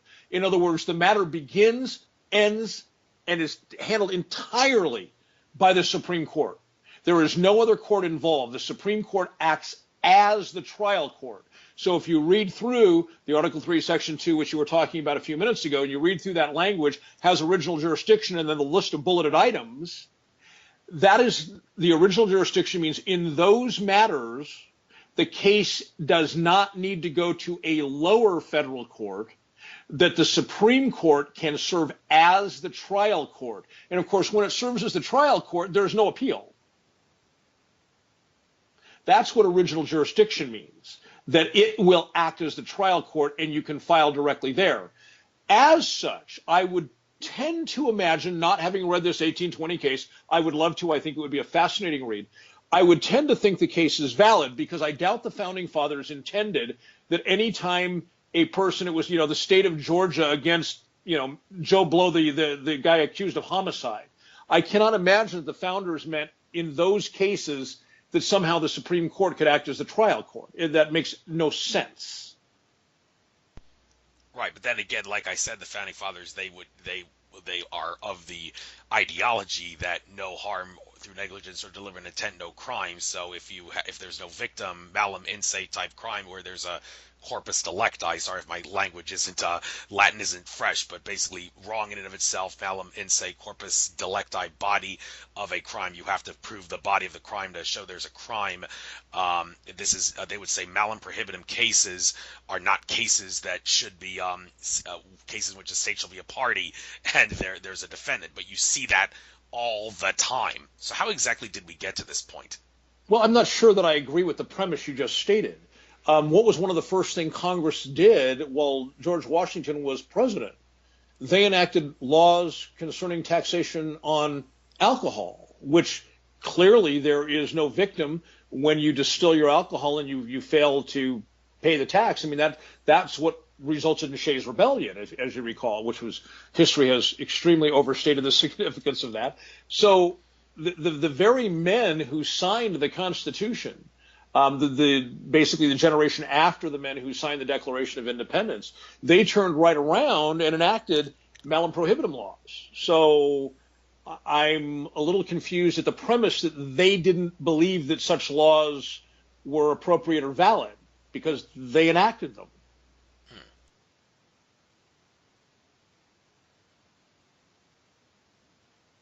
I think a lot of this theory about how the law should be, and I don't mean offense to anybody out there who holds these views, I think a lot of it is predicated on reading a certain kind of material and believing that something makes sense and it is intuitive and it is perhaps moral within their moral construct, and therefore they settle upon it as if it is so, when if they drilled deeper, they would find out it's not always so. And I don't think people really even want that today. Let me give you an example. I believe that the law should address should only be able to address two types of things. The law should be able to address harm or imminent harm. Okay, cases where no harm is done, but the odds are tremendous that imminent harm will be done. Let me give you an example from modern day life. A suburb, a lot of families live on a street. There's a lot of young kids. They're oftentimes out on the street playing, and the asshole down the street comes flying down the street at 80 miles an hour. Okay, I think people, especially parents, can relate to the fact it's probably only a matter of time until that driver kills a child. Do we want the sort of society where we sit there and watch it time and again and wait for that driver to kill one or more children? Oh, and then now we can act. Well, here's the issue with that.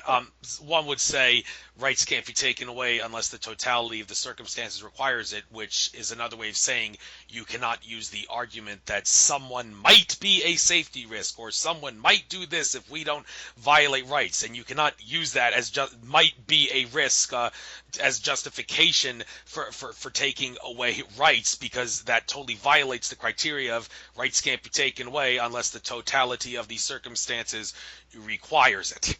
That's where some would come from. Right. I agree, and I'm just pointing out, I can't imagine that society wants that. I believe that society would say, no, if he's driving 80 miles an hour down a street with children at play, I don't have to lose my kid before we can act. I don't have to have a death in my family before we can act. I don't think people think that way. I think people say, if there's imminent harm, we can act. Put it this way. Do you want somebody walking through, I don't know if you have a family, I don't know if you have a wife and children. Do you want somebody walking with nitroglycerin in a jar through the mall with your wife and kids there? I don't. So I think when we can say that something is very, very likely to cause imminent harm, I think 98% of the population would say, yeah, we don't want that. We don't want to be slaughtered indiscriminately because of assholes. Yeah, and that of course is a case where you can charge the guy with negligence. And like getting the example you gave of someone driving 80 miles per hour down the road, you ask Eddie Craig about that, he would say, well, he's not in commerce, so you can't charge him with speeding, but you can certainly charge him with negligence and reckless endangerment even if he's not a commercial driver, and that has nothing to do with whether or not you're charging him with a commercial infraction or a malignant crime, has nothing to do with how severe the sentence is. So if he could still get a very harsh sentence just because he's not in commerce is no excuse to justify using the roads in a negligent manner. So that's where I'm also coming from in that regard. We also use the doctrine I'm talking about. You're probably aware I'm a former law enforcement officer. Yeah. If somebody's waving a gun around and I'm standing 25 feet away, okay, the law does not require me to wait until he actually brings his front sight up on me and presses the trigger. The fact that he's waving a gun at me, if I so choose. Now, I don't know if you've heard me talk about, illegal police violence and needless police violence. If some nutbag is swinging a gun around, my first answer, provided that he's not putting innocent citizens at risk, if it's just me, my first answer is to get behind cover which would allow me the extra time, whether it be seconds or minutes, to try and sort this out without taking a life. However, the law says if he's swinging a gun around and he's swinging it in my direction, I don't have to wait until he shoots me. I can shoot him preemptively at that point. And I think that's what we're talking about, whether it's the 80-mile-an-hour car down where kids are at play or any of these other, the nitroglycerin in the shopping mall. We don't have to wait until there's a death to act. If it looks pretty damn clear to a reasonable human being that harm is imminent, I think under the law we can act. But there is that requirement of being imminent. So a lot of things that people say I don't like, or I think somebody might get hurt, to me, there's no valid law to apply to those situations. Yeah, I think you're pretty spot on with that idea. It's common sense there in many regard. All right, switching gears, another thing you've often been known for talking about, jury nullification. Did watch that talk that you gave way back in the day about this, where you said some shocking things about it, aside from how jury nullification works. Talked about how if they see you giving out documents in a courthouse about how jury nullification works, they'll kick you out and say you can never be on a jury ever again. And you basically, in some other videos, explain what has to be if judges approach you before a trial and try to see if you know about jury nullification, you don't say anything that'll hit that. I don't remember exactly what the video is called, but it's like what you should know about jury nullification. Everybody should watch that. But the thing that I found most interesting about that was when you pointed out that there's no reason and no precedent for forbidding us or preventing us from doing this, why after a Supreme Court hears a case, a jury of people could form to nullify the Supreme Court's decision. But how do you do that, and how do you raise awareness to all of America that such a jury was formed, and how do you make that such a jury lawfully binding and applicable to give them the ability to nullify the Supreme Court's decision? So could you answer that question? And for those that don't know, how exactly does jury nullification work? Okay, jury nullification is the principle that the jury is a representative of the populace at large and speaks on behalf of the community and can choose to find a person innocent even if the facts clearly indicate guilt, because the community does not think that that's a good law or does not think that that law is properly applied in this instance, or just the broad concept of, I think there's a lack of justice in this matter. So the jury can simply say, yeah, all the facts said he did it, but this is unjust, so we're going to say he's not guilty. That is a right, and Americans really, as you well know, all too many are sheep, and they think, if the judge says you got to take the law as I give it to you, and the facts show the guy did it, and the judge says the law says this, I got to connect 2 + 2 = 4. I don't have a choice. I have to do what the judge said. And to those people, I say, wake the fuck up and join the rest of us in free America. Juries are a juror is one of the last bastages where you can exercise liberty all by yourself. So what you can do, let's say marijuana. I think that's a perfect example, especially with Jeff Sessions having just become Attorney General and his comments about marijuana just last year in 2016. He said good people don't smoke marijuana. He said shortly after his confirmation that if Congress doesn't want marijuana to be illegal, Congress should change the law. That indicates to me that Jeff Sessions reserves the right to change, but to go after the marijuana operations, whether it's for recreation or for medical, in the 28 states that now have some form of legalized marijuana. So this is a great topic to talk about right now. So let's say Jeff Sessions acts and he goes after somebody who's running a medical marijuana outlet, and the federal government puts some guy from whatever state on trial, and you're sitting there as a juror, and they present all the evidence. The federal law says it's against the law. We're clear on that. And we've got oodles and oodles of evidence. We've just shown you, all you jurors, that says that he was doing it. Okay? He was doing it. Federal law says you can't do it. Slam dunk in the minds of sheep. Okay? But how many jurors do you need to convict somebody in a criminal case? Unanimous. If the jury's 12 jurors, you need 12. If it's 6 jurors, you need 6. It's got to be unanimous. Okay? So all you have to do is, when they say, okay, it's time for us to vote, the jury foreman, this is time for us to vote, it gets to you and you say, not guilty. And your other 11 jurors scream bloody murder. What are you talking about? The evidence was clear. How can you hold this opinion? The facts are clear. The law is clear. What is unclear to you? Why are you being an asshole? And you look at them and you smile and you say, not guilty. Okay. Now, what's really important when people want to exercise jury nullification is that they not say they're doing it. This is a huge problem, because when somebody wants to do something that they consider sort of morally virtuous, they always, well, not always, 99% of the time, they want others to know how morally virtuous they're being. And this is one of these cases where you are very likely being morally virtuous, and shut the hell up about it. Get home after the fact and share it with your buddies over a beer. Do not do it in the courthouse, because here's what happens. You sit there and all of your fellow 11 jurors attack you. What are you talking about? You don't know what you're doing. We all know he's guilty. Come on, what's your problem?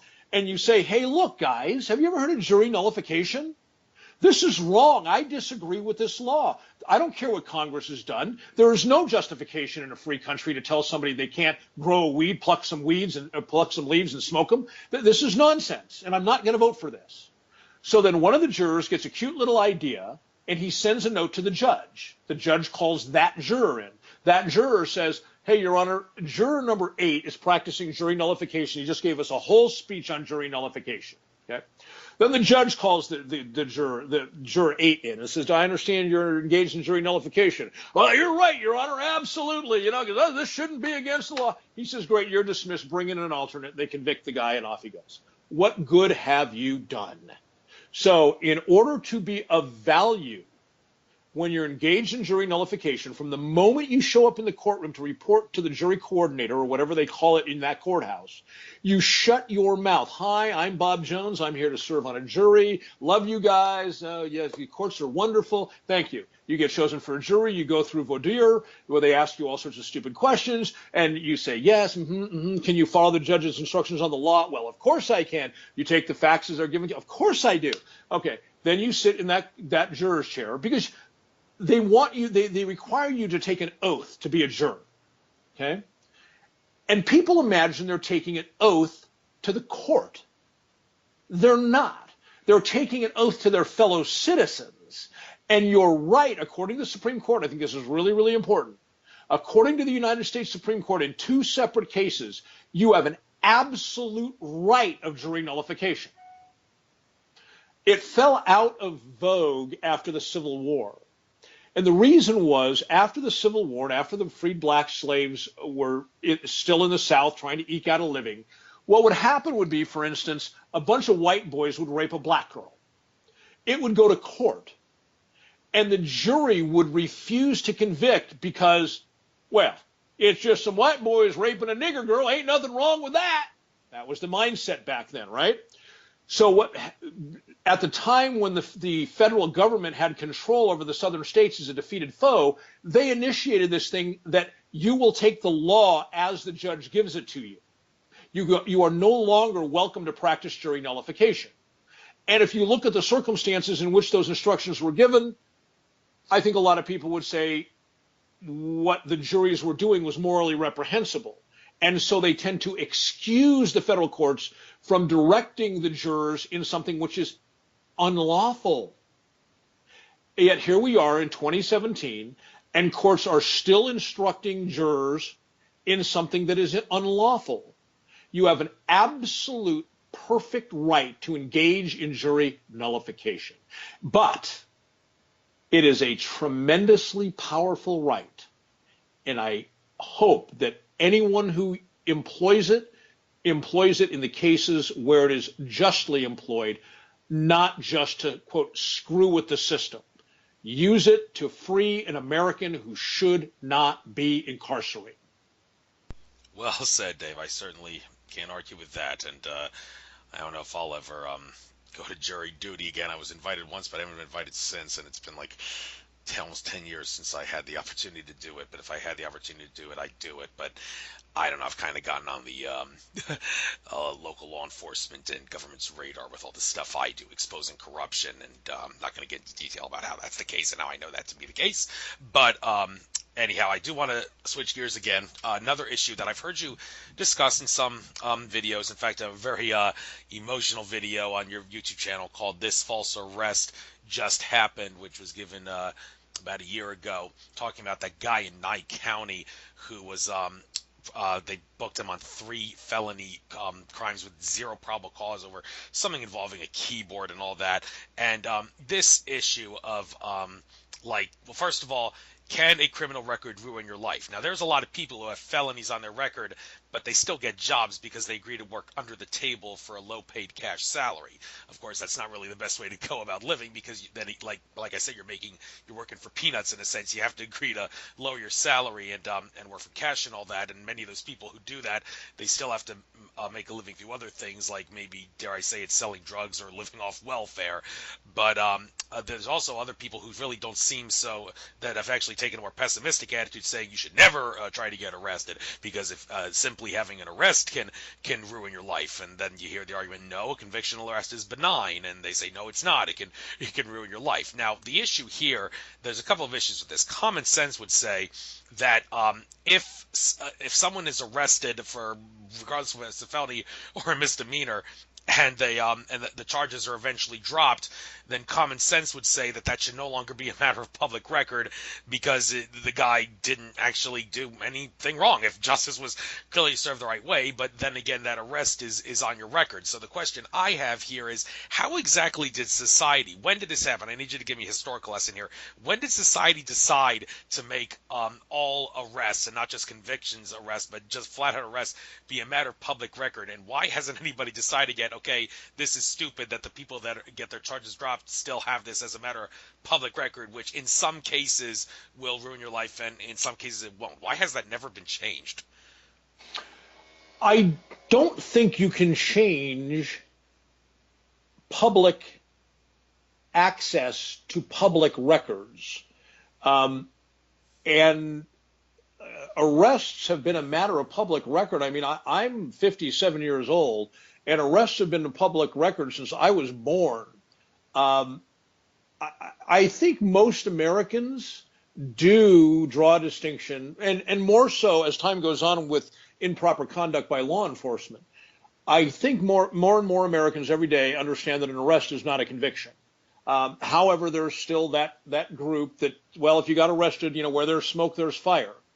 I think it's important to understand that when a person is arrested, and whether it turns out they were wrongfully arrested, excuse me, or whether the DA, for whatever reason, simply dismissed the matter and moved on, you can have, anytime you are not prosecuted after an arrest, you can move through the court to have that record sealed. For instance, here in Nevada, it costs about $150. And if you were not prosecuted, it's a slam dunk. It's a gimme. You file the paperwork, you pay $150, off you go. The problem of false arrest is so bad out here in Nye County, and I don't know if you're aware, in the next election, which is going to be November of 2018, I'm running for Nye County Sheriff because I want to clean this place up. I'm tired of all the illegal conduct. The false arrests are so bad out here that as sheriff, one of my principles is going to be, if I, as sheriff, determine that you were falsely arrested, in other words, I'm not saying you're innocent, okay? That's a different distinction. Probable cause did not exist at the time the officer put you in handcuffs, transported you to the station, and had you booked. If probable cause did not exist at that time, which is a determination as sheriff I get to make, the sheriff's department will pay your $150 fee to have that taken off your record. That's how bad the problem is out here. And Nye is the third poorest county in all of Nevada. So you get these people that are not well-to-do. They're not even middle class. They're poor. And they get victimized by these false arrests. They don't have $150 to clear their record. And then, of course, they go to get a job. If it's a job that requires a background investigation, the arrest is going to show up. Now, it may not cost the person the job, but it may come up in the job interview or in a secondary interview. I noticed that you were arrested for, and let's say it's a narcotics charge. You were arrested for drugs, but we don't see a prosecution. Now that person is in the highly unenviable position of trying to explain, well, I didn't do it. I'll share a story with you right out here out of Nye County.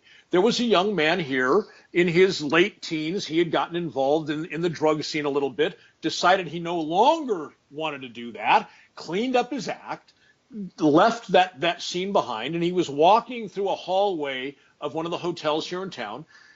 Out of the blue, he was slammed against the wall by a narcotics officer, dragged down the hallway, dragged into a hotel room, And they told him, you're going to give us the names of people that you know who are involved in drugs. This young man said, first of all, I'm not involved with that scene anymore, so I don't know why you're bothering me. And secondly, I've got nothing on me. I'm not, because I don't do that anymore. I have no drugs on me. So you have no authority over me. This deal you're trying to offer me, you turn over all my friends or you're going to put me in jail is BS. And thirdly, even if I was still using drugs and I had them on me, I still wouldn't roll on my friends. So what they did is they said, oh, well, we're just going to take you down and book you anyway.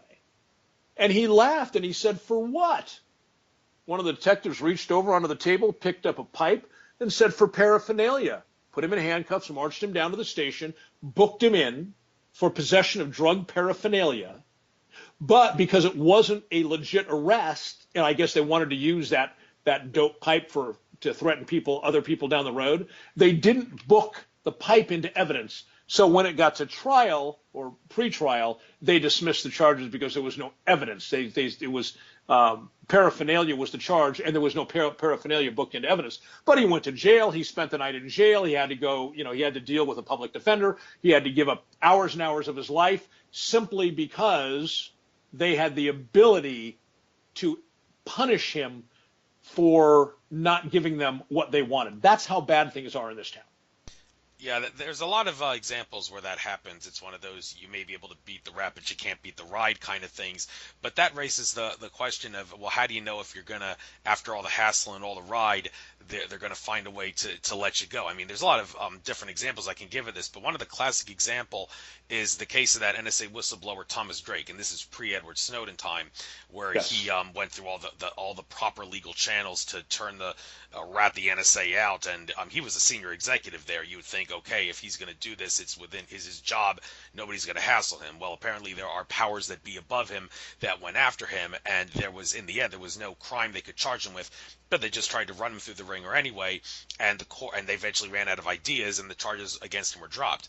Now, one would hear the part about how they ran out of ideas and decided to not pursue the case any further. Well, that raises the question, well, why didn't the case of Thomas Drake set a precedent whereby if courts or the government, or anybody in the government for that matter, is trying to run someone through the ringer in retaliation for blowing the whistle or just because they don't like you for whatever the reason, one would think the case of Thomas Drake would set a precedent where, okay, you can't hassle this guy, you're obviously trying to hassle him, we're not going to go through this trial because it's all you can't beat the rap, but you can beat the rap, but you can't beat the right thing, you're just trying to make life miserable for him, and we're not going to allow that anymore. Well, sadly, that didn't happen.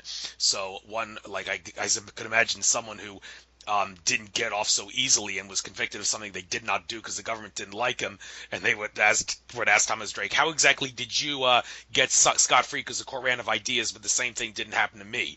And I guess the only answer Thomas Drake could give in that situation would be, well, the angels were with me, I guess. Well, okay, he wouldn't have an answer, but for those that can't really make sense of this, about how the government, when they're going to find a way to convict you no matter what, and when they're going to not convict you because they run out of ideas, you even talked about this in your book, like you have a 50-50 chance of getting not the IRS not coming after you if you try to fight them. Why 50-50?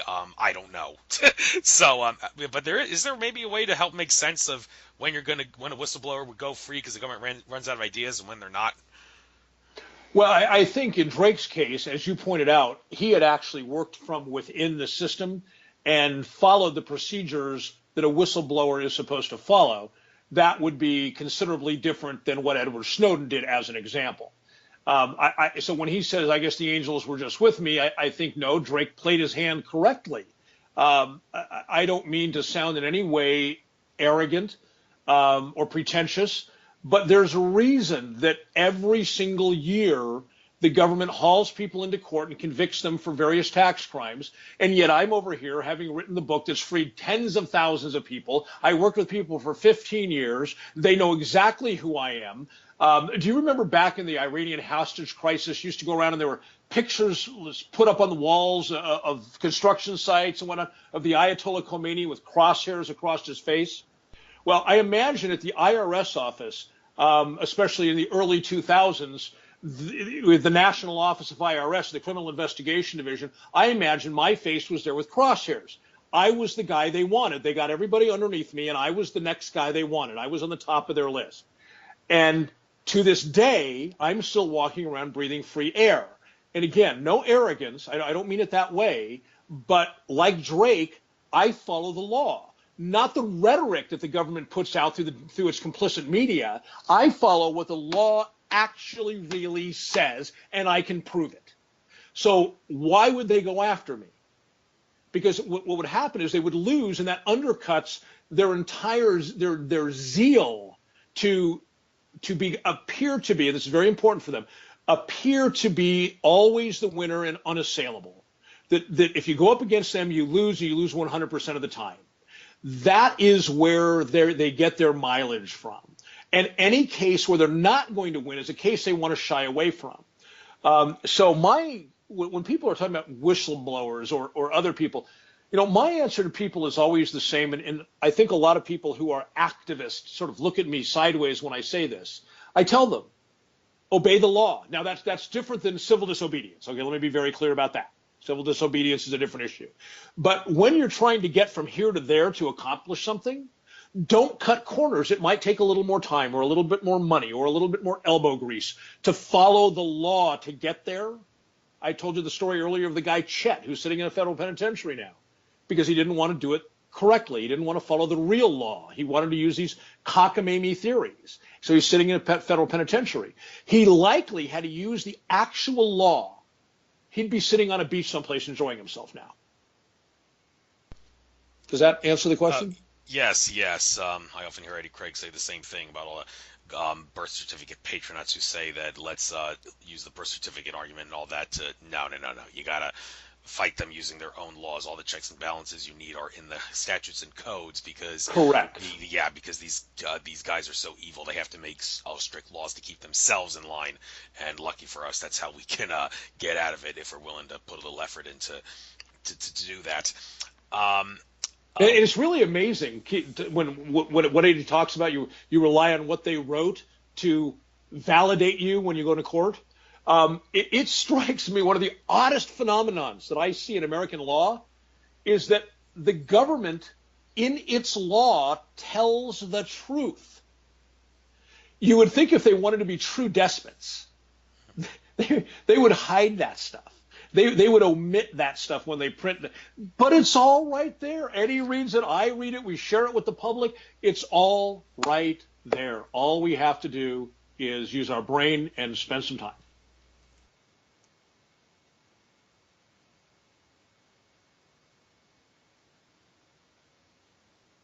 Are we on mute again?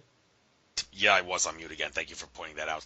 Yeah, we got about 9 minutes left before we'll call it a night. I just wanted to point out, since you mentioned probable cause earlier, it would take you too long to go over what reasonable suspicion and probable cause the difference is. So I just want to point out that your most popular video on your YouTube channel, which was uploaded 3 years ago, A Practical Understanding of Reasonable Suspicion and Probable Cause. All the viewers out there who are still confused about this issue, by all means watch that. It's just under 20 minutes.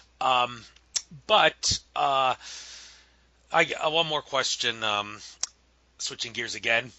There's a couple videos you've uploaded on what's wrong with the right and what's wrong with the left. Now, you don't really get into this paradigm, but it seems that ever since Trump has been elected, all the problems are the leftists who want the government to be their mommy, and not so much the rightists who want the government to be their daddy. And many would say that George Soros is like the main wizard behind the curtain who's causing this to happen in the present day, getting all these leftist groups involved in all that. But what do you see the significance of, where it seems that all the leftists who want the government to be their mommy are the real problem that stands in the face of liberty now, and not so much the rightists? Well, I'm not sure that I necessarily agree with that characterization that it's all the leftists. I think I see that. Let me begin by, I come from the right historically. I mean, when I was a teenager, I was in the Young Republicans Club, and I was a Republican probably up through early 40s. So I come from that place. And as I often say, I didn't leave the Republican Party. The Republican Party left me. So I come from the right. And one of the things that I have come over the years to find very distasteful is the point of view that the right has, that the left wants to destroy America. And of course, the left, if you are a person who has many friends on the left, you will hear them say that people on the right want to turn America into a fascist police state. Okay? And the truth is, no one on the right and no one on the left wants to destroy America. Each person believes that what their vision, what they feel passionately about, is the very best of America. Both sides, if you were to take them individually, they would tell you, when you say, "What do you believe in?" Well, I believe in this, believe in that, believe. Okay, why do you believe in that? Because that's what America should be. They'll tell you. Okay, there's no devils here. Then what you have to do from that point then is to start drilling down to, okay, you want America to be the best, to be what it should be in your mind. So what does that look like specifically? What are we going to do? And then you start looking at what they desire. I'll give you an example. I don't particularly think Donald Trump is on the right. I think Donald Trump is whatever Donald Trump does. I don't classify him as left or right. He's just Donald Trump. But a lot of people consider him on the right. Donald Trump believes in nationalized health care. Right? He believes in the single-payer system. He said it 1,000 times. But yet, Donald Trump signed a directive to the Secretary of Commerce in his first week, and he made public statements about the fact that if the federal government approves the Keystone Project, and I think it's very, very important to understand the federal government does not have the authority to approve the Keystone Project. The federal government has the authority to complete the environmental questions and come to conclusions on those. So if environmental, okay, you've passed that standard. If there's something else and you pass that standard, once those are resolved, those questions, the federal government does not have the authority to red light or green light the Keystone Pipeline. It's a private project. And Donald Trump said that if the federal government approves that project to move forward, then he's going to demand, interesting word, that the private companies, the private investors, use U.S. equipment and U.S. steel. Well, what is that? That's socialism. Socialism means the state owns or controls the means of production. And part of the means of production falls into two separate categories. The second category of means of production includes what you use what you use as far as tools and equipment, and the resources you use, such as steel. So Donald Trump came out and said that the Keystone Pipeline was going to have to use American equipment and American steel. Okay? Now, that's nonsense. He can't enforce that, but that's what he said. And people on the right came out of their chairs like somebody just hit a home run out of the stadium. Yes! Oh, really? Because I didn't know the right was a bunch of fucking socialists. So when I look at this paradigm between the left and the right, I think the lines are so blurred. I have people on my Liberty page, the Dave Champion's Liberty page on Facebook. They say they've always voted Democrat, but they completely believe in self-defense and they completely believe in the right to keep and bear arms. Are they leftists? Are they evil bastards trying to destroy America? Donald Trump says he believes that the unconstitutional surveillance that Edward Snowden revealed and the Second Circuit Court of Appeals for the United States declared to be unconstitutional, Donald Trump believes we should go back to doing that. What is that? We should go back to doing what has been declared unconstitutional. Is that a leftist philosophy? Is that a right philosophy?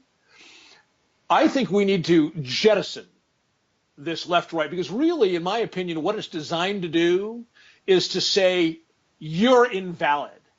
Anything that's about to come out of your mouth, fuck you, you're invalid. That's what it's designed to do. And I think what should be evident on its face, as long as that's the political dialogue, you're invalid, shut the fuck up. The problems with our political system are going to go on endlessly. How about, as an alternative, we say, You say you're on the left, or you say you're on the right. Let's sit down and talk about issues and find out if you're following the Constitution, if you're following statutory law, if you're following the principles of the Founding Fathers, if you would like to denigrate any aspect of my rights as an individual here in this country. That kind of discussion can eventually make sense. I just talked to a huge Donald Trump supporter the other day, and I explained to him what the very first injunction was against the seven-nation ban the very first day, the order that's since gone away. But that very first one, and I explained it to him. At first, he was, oh, that's bull. Before I explained, that's bullshit. The courts should be on. When I actually explained the rationale behind the injunction, he said, oh, well, you're right. No, the government shouldn't be doing that.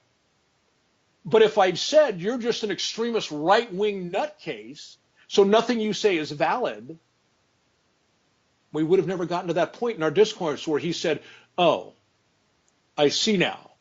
Yeah, the judge was right. We shouldn't be doing that.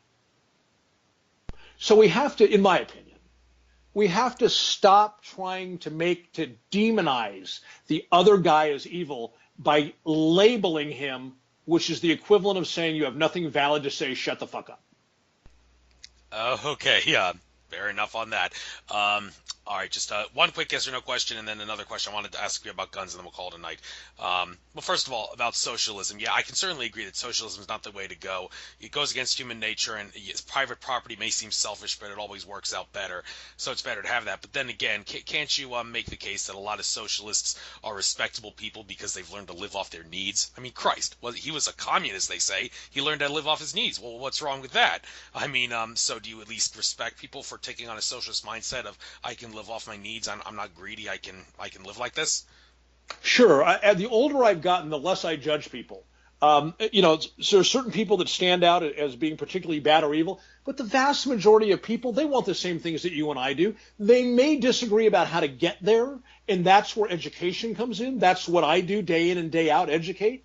But I don't look at the people left or right, because I don't consider myself either place. I don't look at the people on the left or the right and think you're an evil son of a bitch. I think, let's talk about the issues and let's see what we can actually agree on and educate on the areas we don't agree. Okay, thank you. And all right, last question about guns. I've heard you say before that I'm in favor of them. Yeah, of course you are. Duh. But you've also said that if someone is a truly flat-out obvious criminal who is willing to harm people, then there's nothing wrong with making sure there is a process to keep the gun out of their hands. But, well, one would say fair enough. But then there's the other issue of you have to realize the more people in society have guns, the harder it's going to be for the government to inflict tyranny upon the common people. So that raises the question, like a lot of gun stores will have a conscience. They're not going to care about the money. Even if someone passes a background check, if they see anything skeptical about the guy, they're going to decide not to sell the gun. They're going to say, we don't have to explain why we're a private entity. We don't have to give you that answer. The customer's not always right. I'm sorry, you don't have the gun because we decided it. Well, so some might think, well, that's okay, but it's kind of silly for a gun store to do that. Not so much because they're not making money, but because, like I said, first of all, the more people that have guns in a society, the harder it's going to be for the government to tyrannize the society. And second of all, are there not laws on the books that say if a gun shop sells a gun to someone who passes a background check and that person does commit a crime with the gun store is not responsible. It's not their fault. They are not liable. So if someone tries to sue them, they cannot be sued. The case must be dropped instantly. Yeah. First of all, let me go back and say that you mischaracterized my statement a wee bit, and I want to clarify that. Okay. I have never said that somebody who has violent felons should not be allowed to own a gun. What I said is I support keeping people who are seriously mentally ill and a danger to themselves and others from getting their hands on guns. My philosophy about guns and felons is this. My preferred approach, which is not the approach we're pursuing in the United States, let me be very clear about that. My preferred approach is every single law-abiding American owns a combat-grade firearm, goes to school, learns how to use it responsibly, carries it every single day, so that if felons have guns, they're outnumbered 10,000 to 1, and if they bring that gun out to do an unlawful act, it's an act of suicide.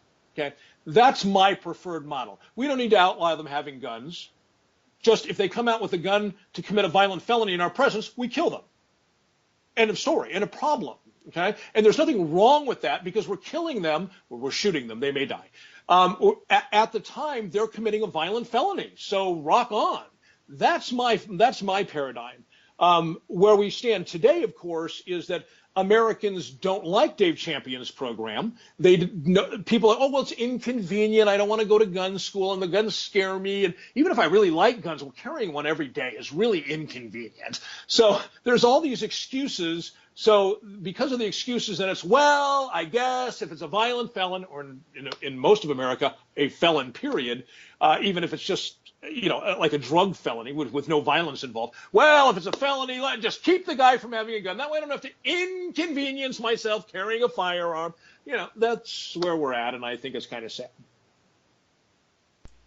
Okay, so yeah, but also what I just said about gun stores, whether it is or not in their best interest, because this is obviously an agree or disagree issue. Do you think maybe gun stores, for the best interest of society, keeping government from tyrannizing us, should be more open to selling to everybody who passes a background check, and not be too concerned about the possibility that that person might commit a crime with that gun? What do you say about that? I can't speak to that because I've been in the firearms community, the firearms training community for 30 years. I am unaware of a single case. I'm not saying it hasn't happened.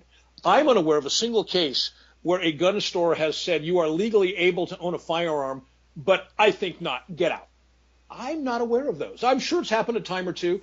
I don't think it's a cultural issue that's going on in any numbers that matter. Does that make sense? I mean, I don't know a gun store owner, and I know many. I don't know anyone who's ever said, I just don't like you, so you're legally able to own a firearm. I say no, get out. I'm just not aware. Now, maybe in a small town where he knows that this guy has been beating his wife for 10 years and he just hasn't been caught yet, maybe something like that, but I think that's a pretty unusual, rare situation. You're entitled to your opinion, and you've seen what you've seen. I've just seen a few other things, so I thought I'd point that out. Well, Dave, loved having you on, learned a lot of things, had some great conversations. I promise you this interview will get archived, uploaded to YouTube. I'll post it on some social media sites like planetinfowars.com, davidike.com, and other truth, activist, conspiracy, liberty places and such where people can get this information and hear it and learn a lot of things, and hopefully more people will see your shows and watch more of your videos. Hopefully this will cause a nice spike in the subscription amount and view count on your YouTube videos after they see that I uploaded this. So Dave, pleasure having you on. And by the way, if my boss, who I get my book to, gets back to me and if she's going to do anything about that book, then I'll get back to you on that. Maybe post a message on your Facebook timeline, see if what happened. Maybe it'll inspire others to do the same. It's been great, Andrew. Thank you so much for having me. You're very welcome. Take care now. Long live liberty. And